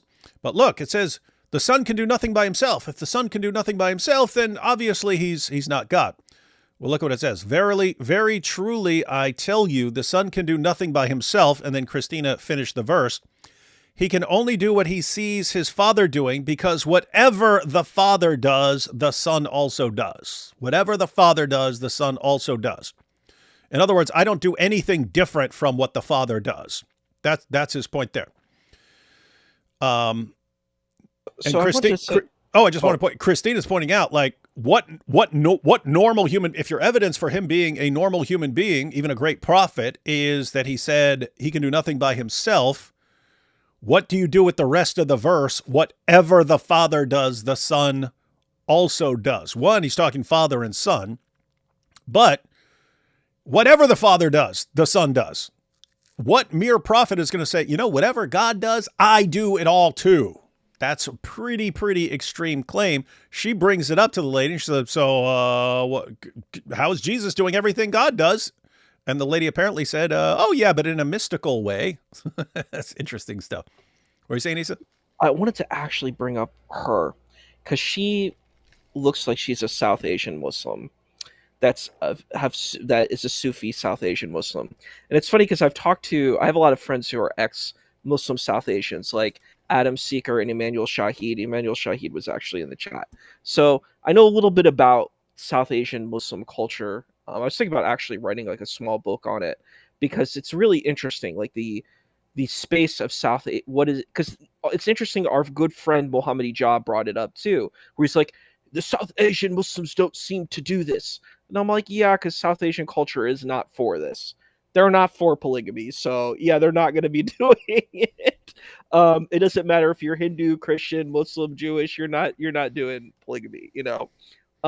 But she brings up Mansur al-Hallaj. You're familiar with the narrative of Mansur al-Hallaj, right? Not right now. What? Sorry, Mansur al-Hallaj was Hang on. You explain stuff. I'm sending a message to Christian Gadfly real quick. Oh, I'm so sorry. There we go. No, you're good. You're good. Cool. Mansur al-Hallaj was this kind of he's considered like a Sufi saint. And basically what happens with him is he says, An al-Haq. He says, I am the truth. Which, for your, I guess your standard Muslim, this is like a heretical thing. This is like a blasphemous thing. Because he's saying he's God, right? That's the idea. He's saying he's Haq. He's truth. And so basically, the community executes him, right? Oh, yeah. No, that guy. Yeah. You can say I speak the truth or something like that. Yeah. That's the guy.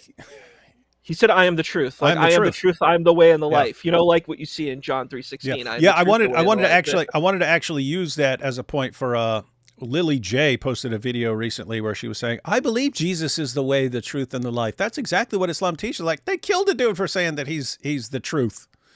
Because it was understood you can claim to, again, speak the truth or something like, you can't claim to be the truth. And so, yeah, interesting. And so basically what happens is she brings up this argument and I'm like, oh my gosh, you shot yourself in the foot. You're like, yes, we have this spiritual mystical thing. And I'm like, this actually hurts you, because what happens is Muslims are executing other Muslims. We have to own this. We have to be honest about it. That's what Daesh did. This is what Al-Qaeda did. This is what Boko Haram does. This is what Hamas does. All of these organizations, what do? They kill other Muslims. That's what they do, you know? And it's like, we've got to be honest about it. And because they say, well, you're not the real Muslim. Whether they think they're the real, who's the real and who's not the real Muslim, it's really, I don't know how these people have the power to know who's a real believer or not. I think that's ridiculous. I would stay away from that space completely. But the idea is they killed Mansur al-Hallaj for saying this. So you're like, well, the Crusades, they're so horrible, they're so bad. And I'm like, what you just said is that the Muslim community executed another Muslim who didn't hurt anybody. You could make an argument, just say he's crazy, right? You could say he's a Majnun. They decided to call him a heretic. They decided to execute him. That's a problem for you, babe. Like, this is not a good thing. This is not a good argument in your favor. And I don't think she really realized how detrimental this hurts her. You're trying to critique, Christians for what they're doing, but you're not holding yourself accountable and saying, what is the problem? She's like, the king did this. And I'm like, that's a bad thing for you. That's not a good thing.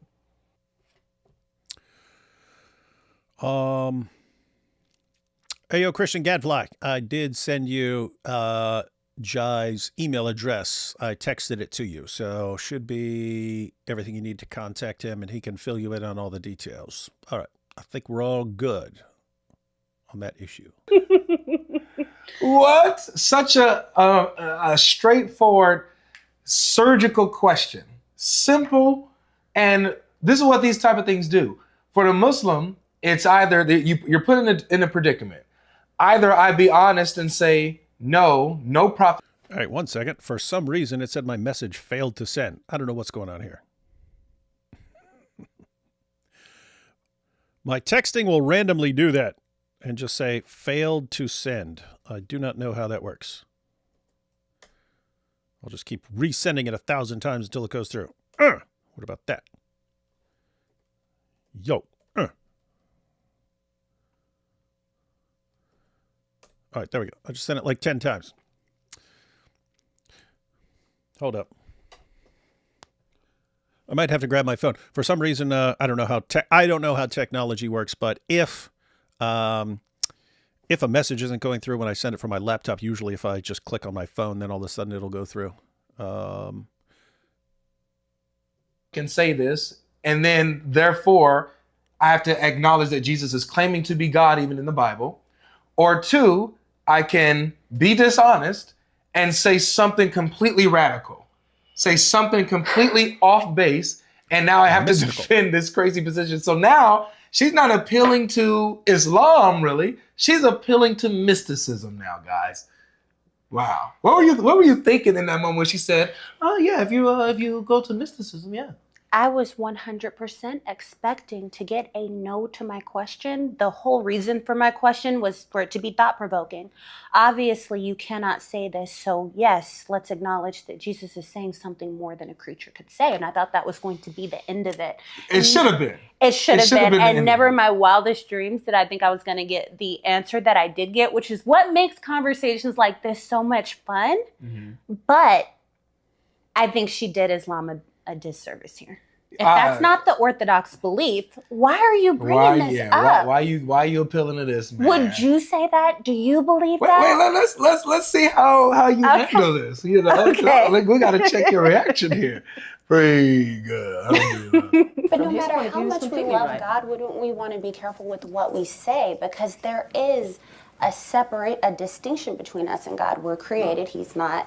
I just think that goes kind of against, I don't know if any of you ladies would say that the way that he said that, even though you love God, right? Yeah, would you say I am Allah in the same way that No, Jesus he said? Kalia with the assist. He's a Hold on, listen. Yeah, would you say I am Allah in the same way that No, Jesus says he I was am on a he? different path. He was on a different path, so why bring him up? Why bring this heretical? Hey, Issa, go ahead and share any commentary you want. I have to grab something real quick. Sure, okay. Be right back. So now is your chance to spread all sorts of weird, goofy, Sufi stuff. Oh, shucks. So goofy Sufi. So the thing is, it's not another path. That's not what she means. What it is, there's a word in Hebrew and in Arabic. The word in Hebrew is called madrega. The word is madrega, and the word in Arabic is maqam. So the thing is, people have different spiritual stations. So one can argue that she had, that he had a different spiritual station, and that allowed him a certain kind of access to kind of spiritual experience. It's not just a different path. People are at different kinds of levels, and this is a kind of element of spiritual mysticism. So that's kind of the really important part of looking at Mansur Halaj. But you see this a lot of characters like Nasruddin, Hoja Nasruddin, where they have kind of spiritual experiences and understandings that are very different than your common masses. Ahmed Hilmi, he was from Turkey. He had a book called Awakened Dreams. It's very interesting stuff. And it's very similar to what you would see in like the New Testament, where you have the Christ figure who is so different than the kind of the Pharisaic Jews and the Sadducee Jews who are around. There's a different kind of there's a kind of very different kind of perspective of how these folks are, engaging, where you have someone who's in a very kind of high spiritual station versus folks who are not at that place. So they don't really understand and they don't really get it. And it's very, the New Testament's really powerful in that, where you can kind of see these experiences. It's very similar to these kind of other narratives where the masses are like, well, you're doing heresy, you're wrong, and I'm like, if this person is in this space of being connected to the divine, these regular people can't understand that because they're not at that level. They're not at the same level. So I think that's really important in engaging that. So like, I think like a really great case, there's several cases, like if we're going to look at the New Testament, we look at the case of about the money, where the coin has, where basically there's like this trap that's set out from these kind of very corrupt officials, where the figure is like, well, what do you feel about taxes? Should you pay Caesar? And he's like, render unto Caesar what is for Caesar, and render unto God what is for God. And the idea of the case of adultery, where he's kind of scribbling the sand and people are trying to trap him, but I'm like, he's at the higher level than the masses. And that's the kind of idea of what the story is with Mansur Halaj, is he's at this higher spiritual station than any of the people around him. He's actually connected to something that's way beyond whatever these other people are connected to. So, yeah. All right, you're back. Great. I don't know if what you said was weird Sufi stuff or not, but no, turns out what I basically did... turns out Giant DOC already contacted.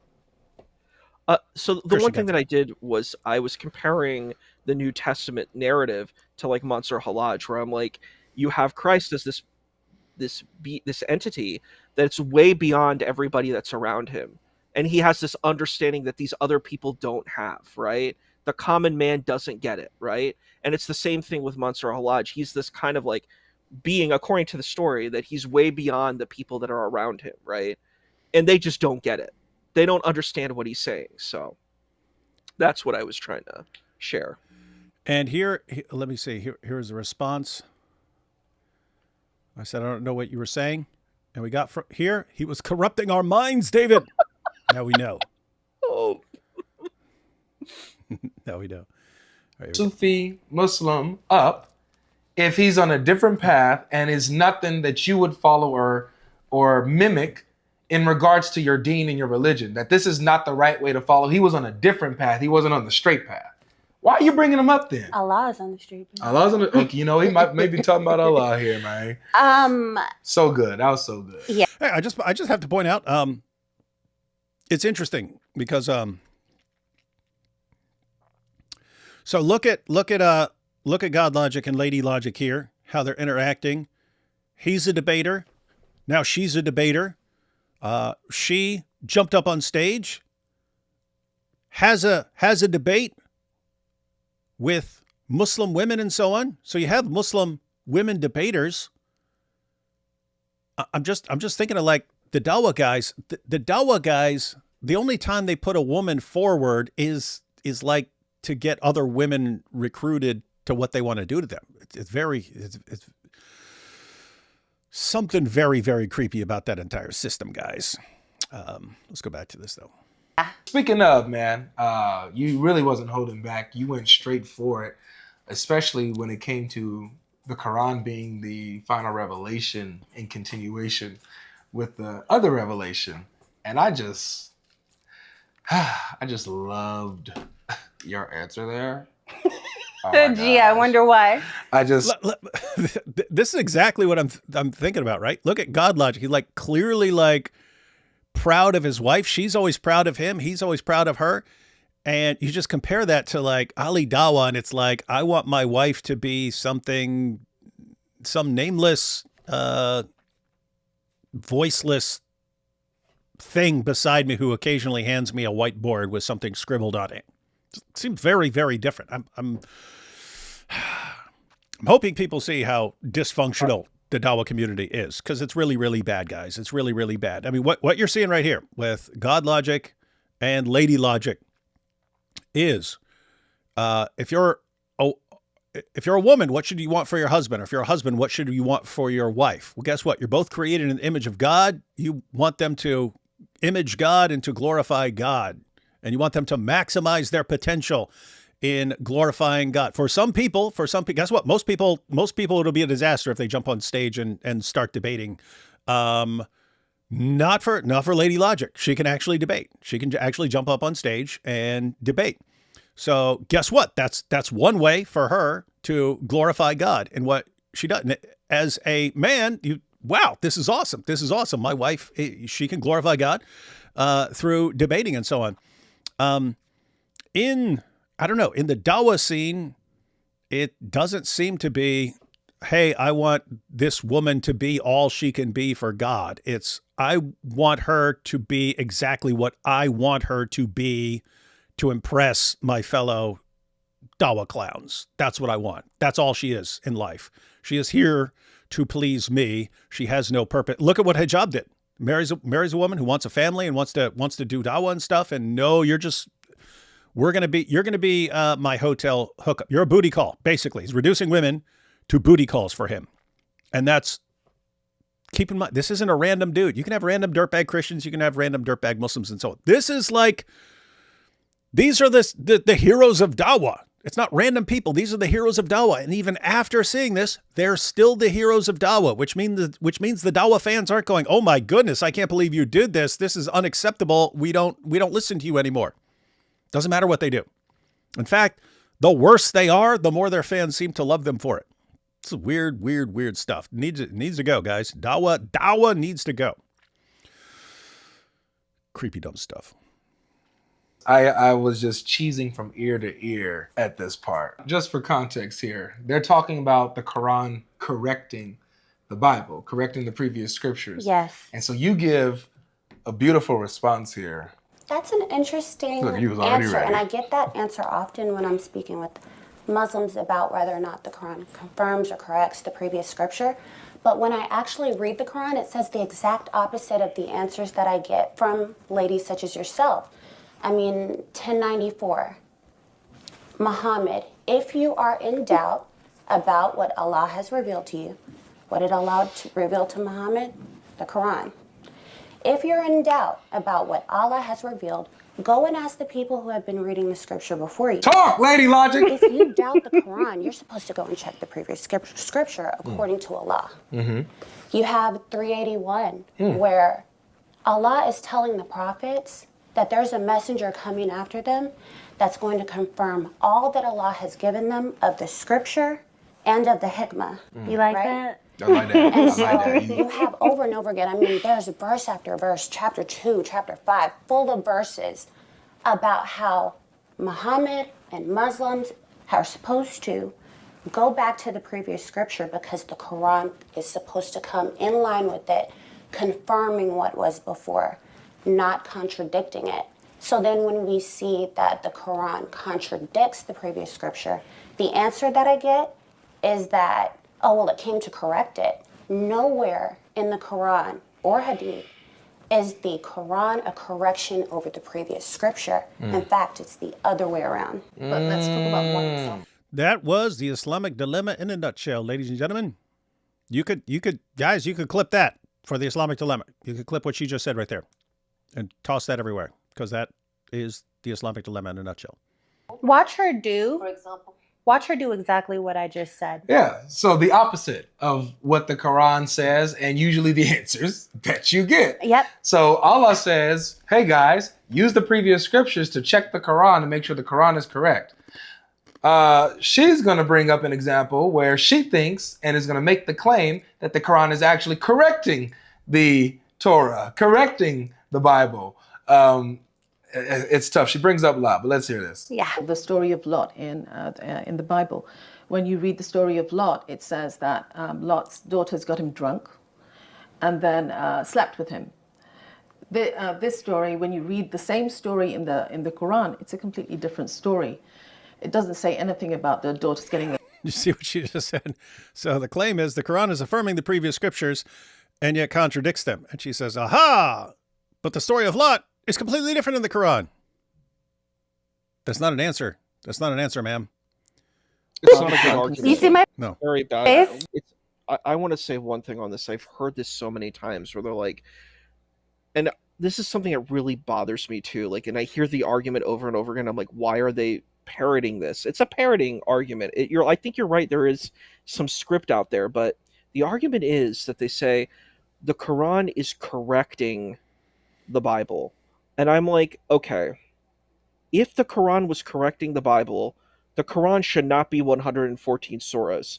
It should be like the Talmud and should be like 20 volumes because you would need to go to every single element. You would have to go to, the Pentateuch. You have to go through the 5 books. Then you would have to go into like Judges. You'd have to go into the Psalms. You have to go into Proverbs. You would have to go through all these texts and give corrections on each of that. If you're going to make that argument, you got to go all the way with it.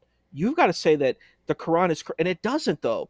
The only element that you see in the Quran, I did a textual analysis of the prophet Joseph in Bereshit in Genesis and in the Quran, and that's the closest that you have, and they're very different narratives. Like the narrative in the Quran is very poetic, and it's a very like spiritual narrative. The narrative in Genesis is very like historical. It's like, okay, here are these tribes, here's this well, here are all the names of these brothers. You don't know who if you read the Quran, you don't know who the brothers of Joseph are. You don't know who any of that information. You know what I mean? You don't know about all the traveling because it doesn't give any of those details. So it's really weird when people are like, it's correcting it. And I'm like, how do you prove that? How do you prove correction? And if you were going to do a correction, like I think of through the academic lens, you'll be like, okay, this is the feedback I'm giving. Okay, this thing is incorrect because of aspect A, aspect B. This part is incorrect. So if you're going to make that argument, you have to prove the case. The case is not proven. You're just making a claim, and you don't even know what a correction is, because a correction requires a lot of work. Like if you think of just like a foundation, like in your house, like let's say your bathtub gets broken, right? You have to fix the thing. You have to pull out whatever. Let's say the clog is not working in the bathtub, or in the shower. You have to clean it out, pull it out, put a new one in, and you have to do this whole process. The Quran doesn't do any process like that for the Bible at all. It kind of gives you a Spark Notes perspective of the Bible, right? Like your experience, I'm sure you've seen that when looking at the Quran. It like gives you Spark Notes. It says, okay, here's some highlights. Here are your highlights, of what you see from the Bible. You really have to read the Bible to even know what any of these things mean. You won't really understand it. You're not going to know about the prophet Abraham or Moses or any of these prophets. You're just not going to know about them because it's not in detail. The Quran doesn't have these details. So it's like very weird when I hear a person say, oh, it tells me everything about this. No, it doesn't. You're not telling the truth. It doesn't. You just don't know this information. I was going to do my PhD thesis on Jesus through a Christian, Jewish, and Muslim perspective, right? And it was very hard through the Muslim. There's not much information. So I had to go to like spiritual elements, like mystical Islam, to kind of find this information. You don't have enough information to write. You know how long a dissertation is. It takes forever to write that. Like it's hundreds of pages. You have to, like, depending on your doctorate, if you're doing 60 credits versus 120, but it could be like 100 pages to like 300 pages, right? So that you need to have a lot of data. There's not much data that you have in the Quran on knowing about Jesus. So it's like, you're going to need these other sources. So it's really weird when a person says, I can get full confidence from the Quran to tell me about Jesus. It's not true. It's false. Yes, it is. Yes. She literally did exactly what I just said she was going to do. Yeah. I mean, verbatim, she comes up with a story in the Quran that doesn't match the Bible and says that it's a correction. That's exactly what goes against what the Quran says. And that's why in that clip, the expression on my face, I'm trying to contain my laughter because I was thinking in my head, you can't make this up. You can't make this up. Can't make this up, man. What we doing here, man? What in the world we doing here, dog? Oh, that's good. This was excellent. I want to get into the comment section here because the Muslims in the comments were going crazy. I mean, it was gold. Yeah, I actually saw, you can go over there now, even on the channel. That's Dr. Daff, the Dr. Daff show. But lots of the Muslims are saying this was a setup. Like they picked these awesome Christian debaters and then picked Muslim women who don't know anything. And I'm going to go ahead and speak in defense of the Muslim women. These are the kinds of things I hear from Muslim men all the time. Namely, yeah, they're getting things wrong, but that just seems to be pretty normal. So this isn't an issue of somehow picking weak ladies. If you think there are better ladies out there, then go ahead and get them, and I'm sure they can set up another debate. So let's see. In there, it was just gold. So let's get into these comment section. Let's see what we got pulling up. All right, so here's a comment from Suso who says, "Woman, are you kidding me? Every Muslim knows Sahih Bukhari and Sahih Muslim are the two most authentic hadith narrators after the Quran." Every Orthodox Sunni Muslim. To answer the girl's question, a simple research explained to me that the Prophet is teaching us to not judge someone too quickly because only God knows what lies ahead for them. You should not have said the hadith contradicts the Quran or questions the hadith's authenticity because Bukhari and Muslim only and exclusively have 100% authentic hadith. No place for doubt. And that's a Muslim, That's right? that is a Although Sheikh Yasser Qadi is Orthodox Sunni Muslim, and he says Hadith methodology cannot stand up to academic scrutiny, and so he just has to accept them by faith. And if you're just accepting them by blind faith, then you can kind of do have some wiggle room there. So, Manoon right here. What's that? I agree with him. But see, the people are. He's an academic. Like, he went to Yale. Like, he's an academic. Like, these other people aren't. What they're trying to do is they're doing shilling, right? Where they're like, we talked about this before. They're like, we'll use academics for Christianity and Judaism, but we will not use academics for Islam. We just trust the Hadith sciences as being 100% solid. We're not going to actually use, folks who have scrutiny of it, like Dr. Joshua Little and a lot of, other scholars. Probably Cook and Krona would probably have a field day with that type of stuff. But it's just like, you have to be fair, you have to be consistent, and I just believe in accountability and consistency, and I think that lacks a lot. And what the people here say, well, there's when we look at Sahih Bukhari, his argument was if someone spit on the ground or something, he wouldn't take their hadith. Stuff like that. But this is very arbitrary. This is an arbitrary way to know if someone is good or bad. And I really don't like that, where you're like, well, I'm going to tell this person is good or bad. And I think there probably are a lot of what you would call good people that don't look like your conventional good person. You know what I mean? It's a very superficial judgment, and I don't think that's good. Yeah, when you're saying that, kind of reminded me of Nabil telling me a story of how his family became Ahmadis because they were just regular Muslims and so on. And this is in the course of, like, me and Nabil constantly having discussions and watching debates and reading books and arguing back and forth. And then Nabil eventually becomes a Christian. And then his dad takes him around to various scholars who are supposed to convince him to return to Islam and so on. And having him read all this stuff and do all this research and stuff that's supposed to convert him back to Islam and so on. But then Nabil was telling me that his dad told him a story, and his dad was telling it was like it was this awesome story. He said, yes, it was either his grandfather or his great-grandfather, but your let's just say grandfather. Your grandfather was in the kitchen of his house in Pakistan, and he heard the preacher show up to the square, and he heard him outside his window, and as soon as he heard him, he knew that this man had the truth, and so he went and followed this guy. And Nabil was like, wait, that's why our entire family believes this? Because my grandfather heard something out a window and somehow felt that it was the truth, and then he went in and followed that guy, and now that's why I'm supposed to continue following this? Like, but it was that idea of, wait a minute, what happened to all this academic investigation that we're supposed to do to find the truth? You're telling me that the reason we're supposed to cling to this is because Grandpa heard something outside a window and he just somehow knew it was the truth, and now I'm supposed to go along with that. And yet when we're evaluating Christianity and so we're supposed to apply all this academic research and stuff like this to try and confirm everything, but ultimately our faith is based on Grandpa hearing something outside. Are you really? It is powerful. Yeah, That's it is heavy. Yeah, it is. That's weird very heavy. Yeah. And I dig that. I think that's really heavy and it's on point.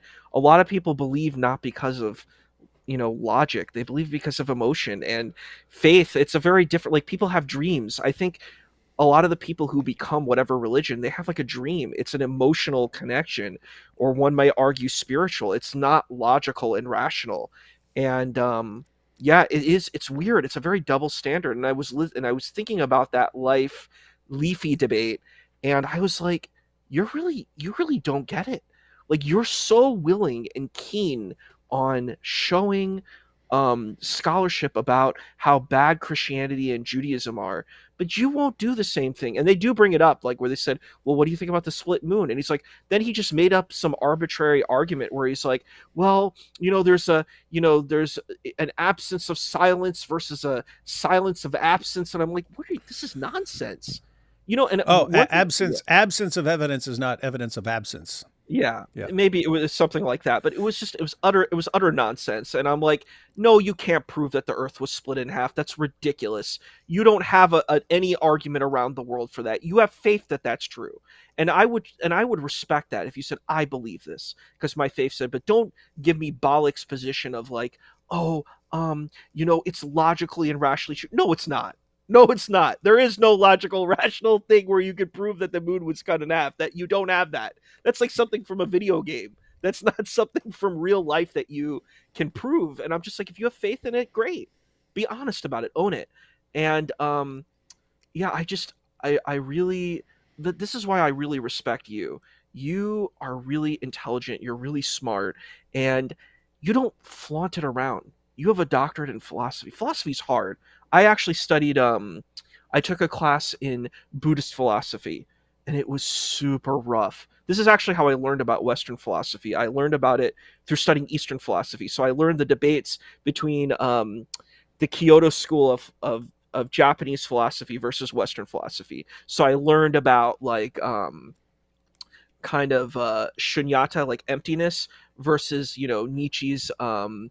Nietzsche's concept of emptiness, and like how do they compare, how did they work together. And that's how I actually learned it, through the debate of Eastern versus Western philosophers. And it was hard. It was really, really, really difficult, and it was exhausting. But then I see these people who are like pseudo scholars. They come out and they're like I think of Mr. Jake and Bracacella, where he comes in and he talks about philosophy. I'm like, man, you don't know nothing about what you're talking about. It's just you sound good, but you don't know. You're trying to defeat your opponent by using words, fancy words, but you don't really know what you're. It's not real knowledge.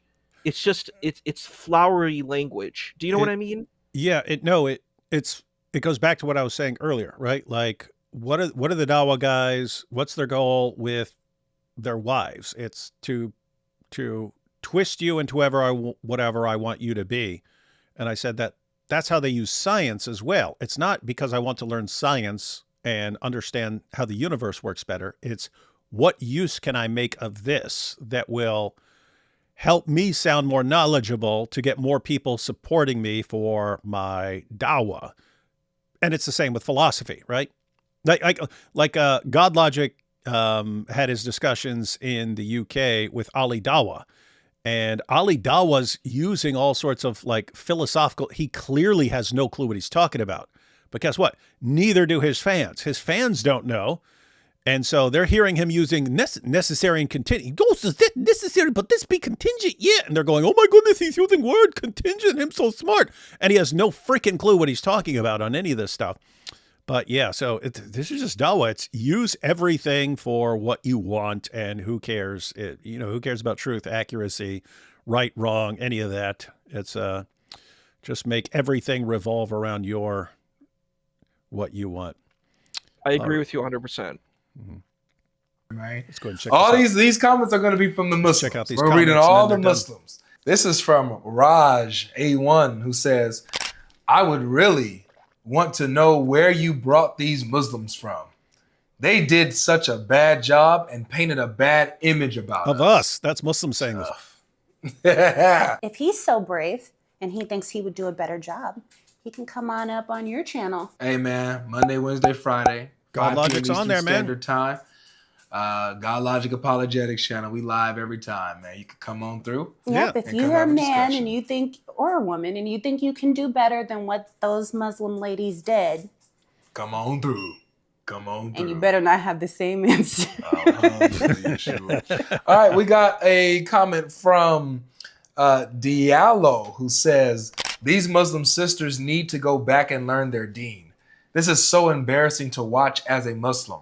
They clearly do not know their deen, kept making so many basic blunders, couldn't reference even a single very clear verse out of many in the Quran that would strongly support their positions.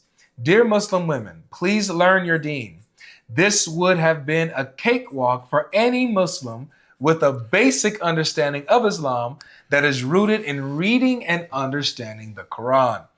Alhamdulillah, we have so many great Dawah channels these days. Great Dawah channels where? It is not hard to answer any of these questions and to defend the Islamic point of view. This was a difficult watch as a Muslim. Respect to the Christian ladies for understanding their faith and for fiercely defending it. They did very well. Wow, respect to, this is a Muslim saying respect to the Christian ladies. Wow. But this poster's wrong though. The thing is that these things are difficult, and a person with, you know, humility and understanding would understand that this is not just some easy thing like these Dawah people. Like when I hear people say Muhammad hijab, they need to debate Muhammad hijab. I'm like, no.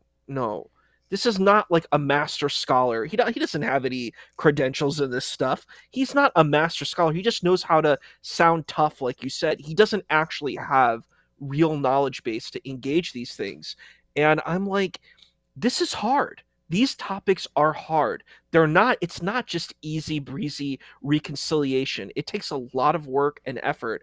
And I think that what this person is doing is, they probably are a lay person. They probably don't know much about Islam in general. They probably, and that what they do is like you said, they just go and they just say, I don't have to do the work. I'll just lay it on someone else. Let's lay it on the Dawah guy. They know, even though they don't know. And like, I've seen your debates. You outclass most of these people. Let's just be honest. Like, they're not strong enough. And what they do is they act like they're strong, but they don't actually know how to deal with these things. They don't know enough about Christianity. They know nothing about Judaism, and they don't know about Islam. So it's like, it's a trifecta of failure, you know? Yeah. I would guess, because he's saying, oh, you know, we've got all these great Dawah channels. This is probably the sort of Dawah fan that I was just talking about, with like someone who hears Jake the Muslim metaphysician using philosophical terms and is impressed by that and thinks that means he's giving great answers. And saying, hey, why can't you get people like that? Well, yeah, Issa's right. These are just difficult topics, and if you think your Dawah guy's just giving some quick, brilliant response, he's probably just spouting complete nonsense, and you don't know it. All right. Wow. I like him, man. We got Wahid Khan. He says, sorry, but you need to bring people who have the knowledge and can debate. This is the second time where the women don't have enough knowledge, especially from the Muslim side, making Muslims look dumb. This seems quite calculated, and it makes an unfair representation. The Muslim women came across as though they had zero understanding of their religion and just stayed quiet. Ooh. If I'm not mistaken, 2 of the women that we spoke with had PhDs, and 1 was a Quran teacher. Yeah. Paradise says, go ahead and read that for him, babe. Sorry, but they said a lot of falsehood. So the confusion of the Christians is very understandable. Wow. They made some good points. We do not believe Christians of today enter paradise. And yes, we do believe they commit shirk through the Trinity. There are specific verses about how disturbing the belief of the Trinity is in the Quran. Anyways, one who commits shirk, we do not view them as believers, and only believers enter paradise. As for the Christians and Jews of before, of course they will be, because we believe they followed the truth back then before it was changed. You missed the whole Islamic so they dilemma. did not take a man as God. Oh, nice. Okay. So, Bro, man, we that got was a lot of... That person just said a load of nonsense. I'm sorry. That person's like, yeah, the text has been... You don't know this. You don't have any scholarship. Like, I'm sorry, we're not going to go deep into the Islamic dilemma, but like, we'll be doing that next week. Yes, I'm not going to go deep into it. I'm just going to say one light thing on this. If you believe that these texts have been changed, then you need to show an original source text, and you cannot. So you need to be quiet about that. Don't tell me about things that are changed when you don't know. First of all, you're not a scholar of ancient literature and ancient texts. You don't know enough about manuscripts. A lot of what these people do, there was this movie that I saw, and it was really interesting. It had Jesse Eisenberg, and his father is a professor in the movie. And basically what happens in the movie is this guy really doesn't know anything, but his dad's a professor. So his dad talks about this book. So he learns the talking points of the book, and he tries to impress this girl with it, and he succeeds. But he doesn't actually have real knowledge of the book. He just knows this kind of shadow, this imitation of the knowledge of his father, and he passes off this imitation of the knowledge of his father to impress this girl that he wants to be with. And all it's fraudulent. He doesn't actually have real knowledge. He didn't actually read the book. He didn't actually do the work.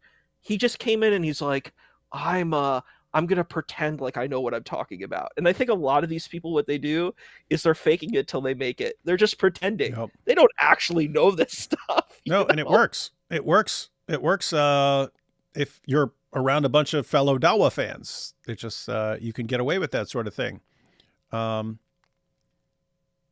Yeah, and I mean, when you say, oh, what we really believe is this, and then it was, they did have the truth originally, but then it was corrupted and so on. All you're telling me is this is what you heard your entire life, and you've never done the slightest bit of research. Guess what? That's not going to stand up to scrutiny in a debate. It's just not. You kind of have to figure out what you're talking about. Criticism. They're parroting talking points. Mm-hmm. They're a parrot. Dawah script. Everything's a Dawah script. Parrot. They don't know what they're saying. They're just like, yeah. Like, and I've had debates. This is where I get in a lot of difficulty when I engage with people. I'm like, you're saying the Bible is corrupted. Can you prove that? And they can't. They're just like, look at how disgusting and gross the Bible is. And I'm like, bro, have you read the Hadith?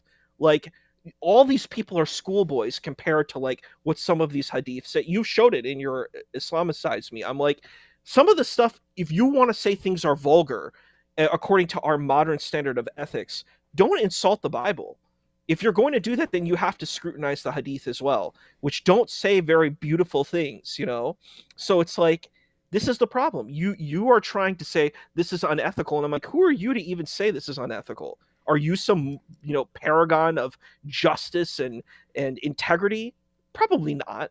So who are you to critique these people and say that they're evil, bad people? Like, I hate that. They're like, Lot was abused by his daughters. This means he's not good. And I'm like, who are you to say that? Are you a good person? Are you some ethical paragon of justice and goodness? I don't think so. Against the Muslim ladies. Let's see what else we got here, man. Go ahead, read this one. This is so sad. This channel is so biased, and whoever runs this is so insecure about their faith that every time they pick Muslims that are in no way educated enough about both scriptures to debate. Seriously? That one lady cannot even say the Arabic word from the Quran. This is crazy. It's so hard for me to believe that someone chosen to debate for Islam does not know the basics. I completely understand for regular Muslims and even reverts can't quickly learn Arabic in order to read the Quran in its original language. Some never do, and that's fine. Allah encouraged effort, not perfection. But for someone to debate for a whole religion, they better have deep knowledge of both the Quran and the many Bibles. I dare this channel to level the playing field and to be fair. Let the audience decide instead of trying to manipulate us and pushing your agenda. I think that the audience did decide. I mean, when you're reading, not the Christian comments, when you're reading the Muslim comments, the Christian ladies definitely dominated the discussion. And we're not talking about in rhetoric. We're talking about in knowledge, in responses, in thoughtful answers, in engagement. The Christian side was so much more prepared than the Muslim side. And here's why. Because Islam is indefensible. You cannot defend Islam. The only thing you can do is misrepresent what the Quran says, and then also misrepresent what the Bible says. That's all we're going to see. So, unfortunately, it doesn't matter how many times you do this. Each group of Muslims is going to fail because they're defending a false religion. I listen to my husband talk to Muslims every single day.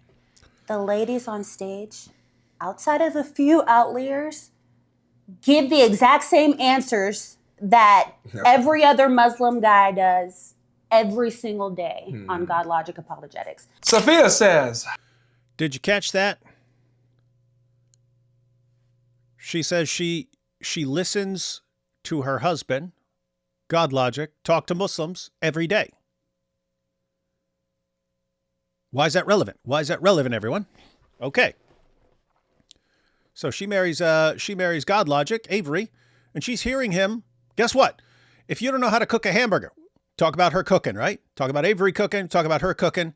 If you don't know how to cook a hamburger, but you marry someone, you see this person cooking a hamburger every day. You're sitting there watching. That's how you cook a hamburger, eh? Okay, you're taking it out and making a patty out of it. Tossing it in the pan. You're flipping it now. Now you're tossing it on the bun. Okay, okay. Well, I've just watched this person cooking hamburgers every single day. Guess what? You know what? I think I could do this. I think I could cook a hamburger too. And then all of a sudden you try it. Hey, I could cook a hamburger too. Why? Well, I watched someone who was cooking. All right. So she's watching Avery every day have discussions and debates with Muslims. And then she goes out and does the same thing. Right, she learned how to do it. That's how we all learn. We're learning from other people. We see other people doing it. That's how we learn. Why am I bringing this up? Well, think about Ali Dawah's wife. How would she even have a debate? People think, "Oh, why didn't you get someone better?" Okay, well, you're just picking women who don't know what they're talking about. They don't know their deen. Okay, who are you going to get? Ali Dawah's wife? She's learning from who? Ali Dawah. So obviously, if you think Ali Dawah's got powerful Dawah and his wife is watching him, how's she gonna do in a debate? How's she gonna do in a debate? What would that even look like? What would that even look like? Like, one, she's not even allowed to talk apparently. So it would be like this. It would be like,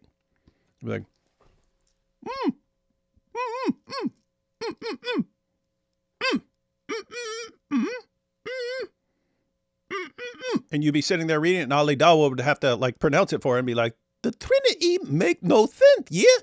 And that would be the debate. She'd have to debate like that. And I mean, suppose we grant her the ability to speak. What would she be parroting? What would she be parroting? Ali Dawah's talking points? Like what would that look like? It'd be like, so even if she's talking, what's she gonna look? Yo, square, it don't be the same thing as a triangle. Yo, a triangle can't be the same thing as a square. That make no sense. You see, Christianity false. That's what she would have learned from her husband. That would be terrible argumentation. And so it's not just like part of the process is actually learning how to think, learning how to understand what people's saying, learning like to think about what sort of argument someone's making, an objection they're making, and how to respond effectively, and knowing the material and what is the most effective response and so on. And that's just not what you learn in Dawah. That's not what you learn in Dawah. So it just wouldn't work. It'd be repeating the Dawah. Guess what? That's exactly what the ladies were doing in that debate. I'm talking about the Muslim ladies. They keep falling back on the Dawah script, even if it makes no sense in context, and even if they're not actually responding to what people are really saying. And so I'm seriously trying to think, like, what do you do in this situation?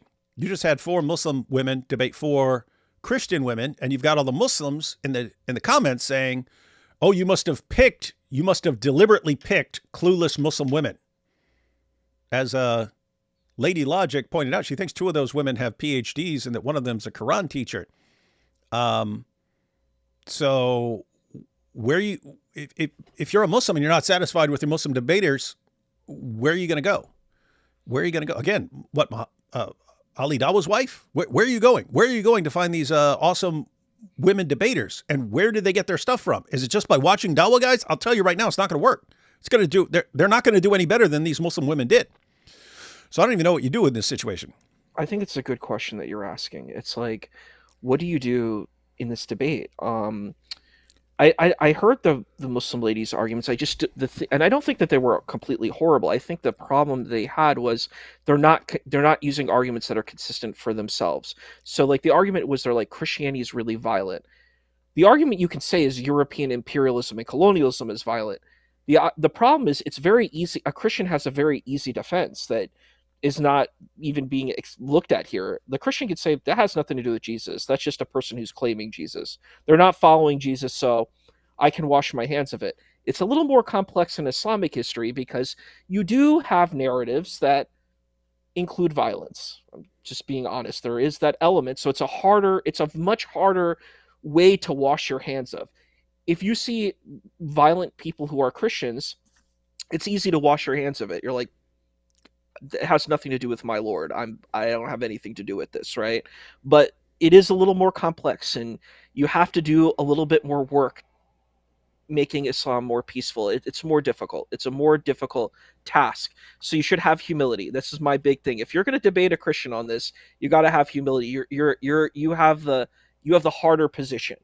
Honestly speaking, it is harder because you have a lot of narratives that are not easy for modern audiences, just honestly speaking. The point that I think is interesting too is like that you brought up the Trinity. I'm like, this is going to sound, I don't want to offend your audience here, but we're using magical thinking. We're using thinking that isn't fitting in logic. We believe in God.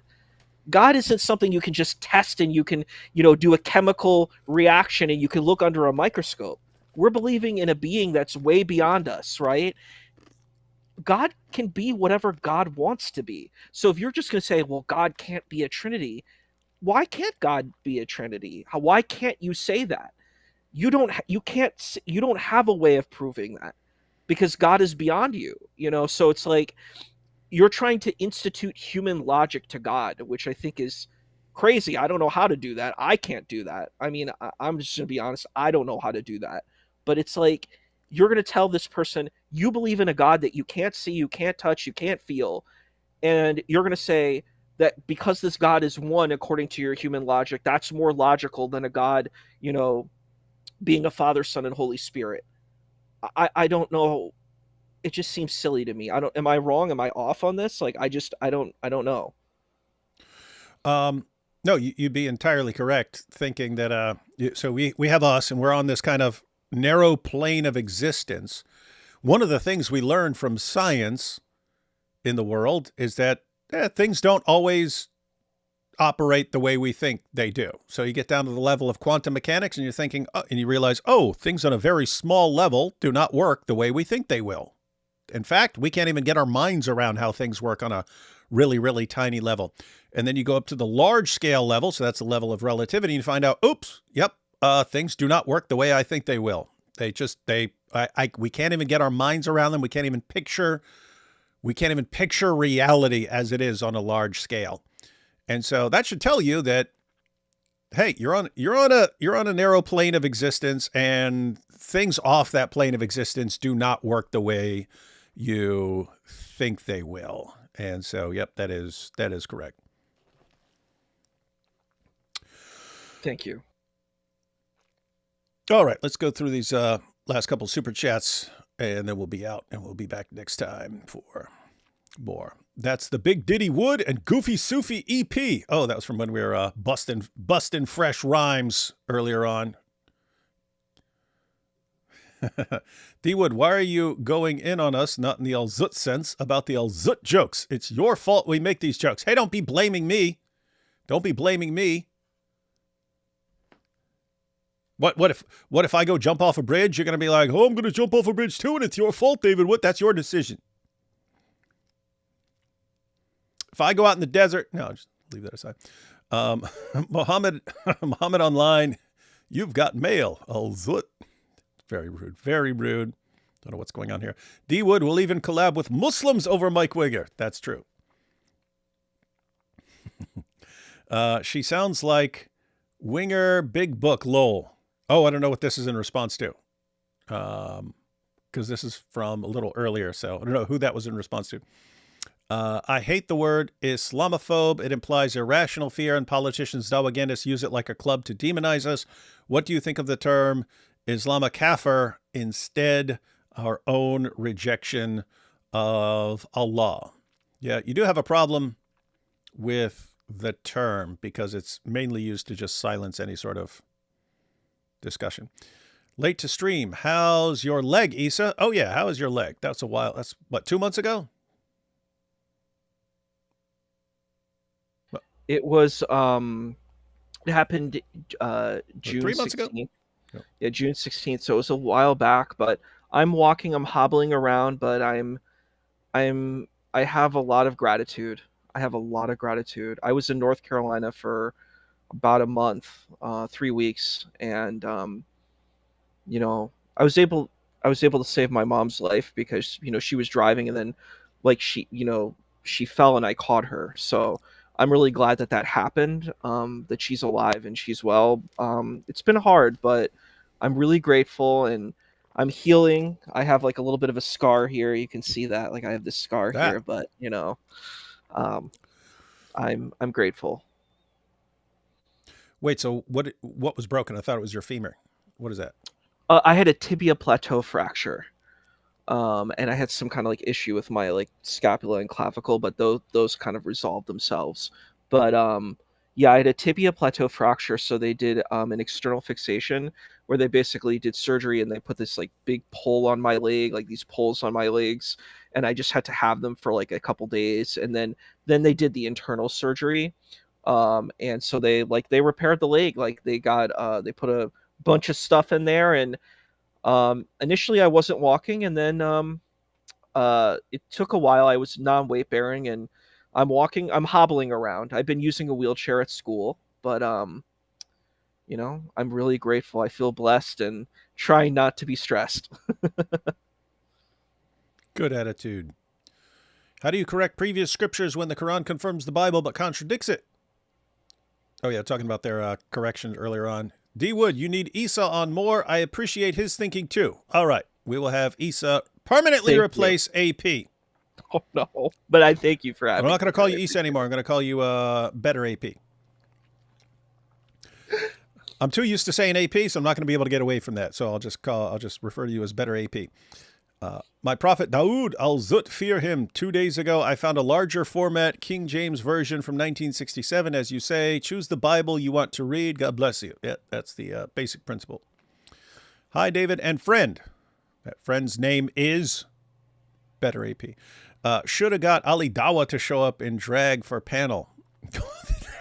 That would be some sort of funny skit, right? The Christian women, they crush the Muslim ladies, and then Muslims challenge the ladies to a follow-up debate, but it's like Muhammad Hijab, Ali Dawah, Daniel Hakikachu, and Jake the Muslim metaphysician all wearing wigs, and they show up and pretend to be the female debaters. That would be classic. That's a good idea. I like that idea.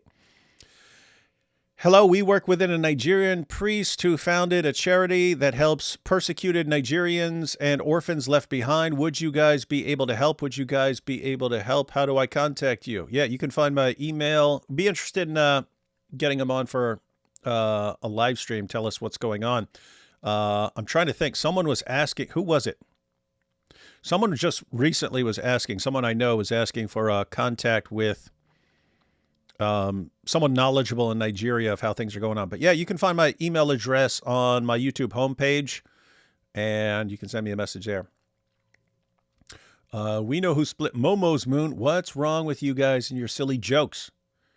Jesus said, you shall know them by their fruits. He condemns adultery, lying, stealing, idolatry, killing. Hate is easy. Love isn't. Love is kind, holy. Is it fair to say the Bible is a library of manuscripts? How can a library be corrupt? You say library of books. Manuscripts refer specifically to handwritten copies. But yeah, the Bible is actually a library of books. Issa's one of the good ones.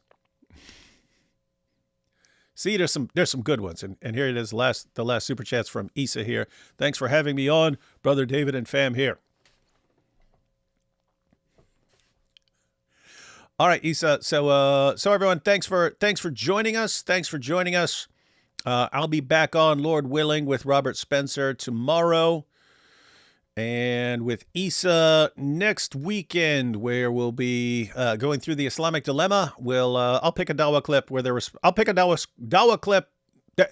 Now I see Dawah guys trying to respond to the Islamic dilemma left and right. So I'll pick one that we haven't addressed, and Issa and I will discuss our views of this, and we'll check out what one of the Dawah guys says about the Islamic dilemma and see if it's powerful. Maybe we're missing something. All right, final thoughts on everything, Issa. Well, it's always an honor to be here, and just grateful, and I love talking to your community here. I think these are really important topics, and I think you're really fair, and I think it's really sad when I see people say you're racist and you're bad, and I'm like, I don't see that. I think you're very fair, and I think you're a really kind, caring person, and I wish other people saw that too. It's just weird, like when I go to certain places, like he's hateful, and I'm like, because he disagrees with something that you are into, that makes him hateful. I'm like, I don't get that, and I just wish that some of these folks would be reflective on their own kinds of thoughts and accountable. One point I wanted to share before we end, I saw a conversation with God Logic, and it was a Muslim woman on like a TikTok, and she basically came in and was like, you're unethical because you're attacking Muslims and you're just this mean bad guy. And then what God Logic did, what Avery did, was he said, hey, you hear some sources, um, you know, this doesn't seem ethical. Like, are you going to hold the same standard? And then her whole thing collapsed, and you just saw this really, I don't know if you want to call it demonic presence, but it was so horrible. I'm like, if it was me in that situation, I'm like, yeah, I don't know about these sources. I don't agree with that. Like, that's not a part of my theology. But she's like, I'm just going to meld. If the text says whatever I want, whatever it says, I'm going to change what I believe so I can sound like I'm good with the text. And I'm like, that's not how ethics work. That's not how, like, being, I guess, trying to be a holy or spiritual person works. You need to try to be an ethical human being yourself. And I find that really sad that you will change your whole ethical framework just to fit what a text says. I can't do that personally. Like, if I saw a text that said, like, do horrible things, I'm like, you know what? If the consequences, I need to go burn in hell, I'm like, I'm going to take burning in hell. I just am designed this way. I'm like, this is an unethical thing. Like, let's say there was like a Nazi regime and it said, we are the emissaries of God, and they told me that I had to do horrible things. I'm like, you know what? It's time to die, I guess, because I'm not going to do what you're saying. I'm sorry. At least if I'm in the state that I'm in now, hopefully I would be, but that's where I would be. Yeah, as far as the Dawah guys thinking David Wood's a big mean jerk and so on. I react. I'm kind of if you're an evil scumbag and you're going to be abusing other people, I'm gonna bother you a lot. I'm gonna mess with you and bother you a lot, and you're gonna hate me and so on. If you're a nice guy and you're respectful, I got no problem with you, and we can have fun discussions. As far as kind of takeaway, we had the last super chat here. Issa, peace be upon him. Nice. The big takeaway, guys. The big takeaway. So, if you're a human being, you are created in the image of God, and that means you are created with some amazing abilities to somehow reflect the nature of God to the world, and that's what we're supposed to do. And if you're kind of an individual, you're born, you're on your own, you're doing your things. Your goal should be to image God, to the best of your ability. When you get married, things change a little bit, because now it's not just how you image God, it's you want to help your partner image God as well. And also together you become something more than either one of you separately. And it's the relationship as well that's imaging God. And you definitely see that with God Logic. You see that with Avery and Christina, God Logic and Lady Logic. I'm not seeing it with the Dawah guys and their wives. I see something that is degrading to the women. And guess what? If your job as a man who's married to a woman is for your relationship to be the image of God as well, and you're supposed to be helping your wife image God as well as she can, when you're degrading your wife, you're also degrading yourself. And you're degrading your entire marriage and stuff. And so, guys, this Dawah dysfunction's got to go. It's got to go, everyone. All right. I'll see everyone tomorrow. Lord willing, with Roberts, and be back next weekend with Issa for some more. So catch y'all then. See you next time.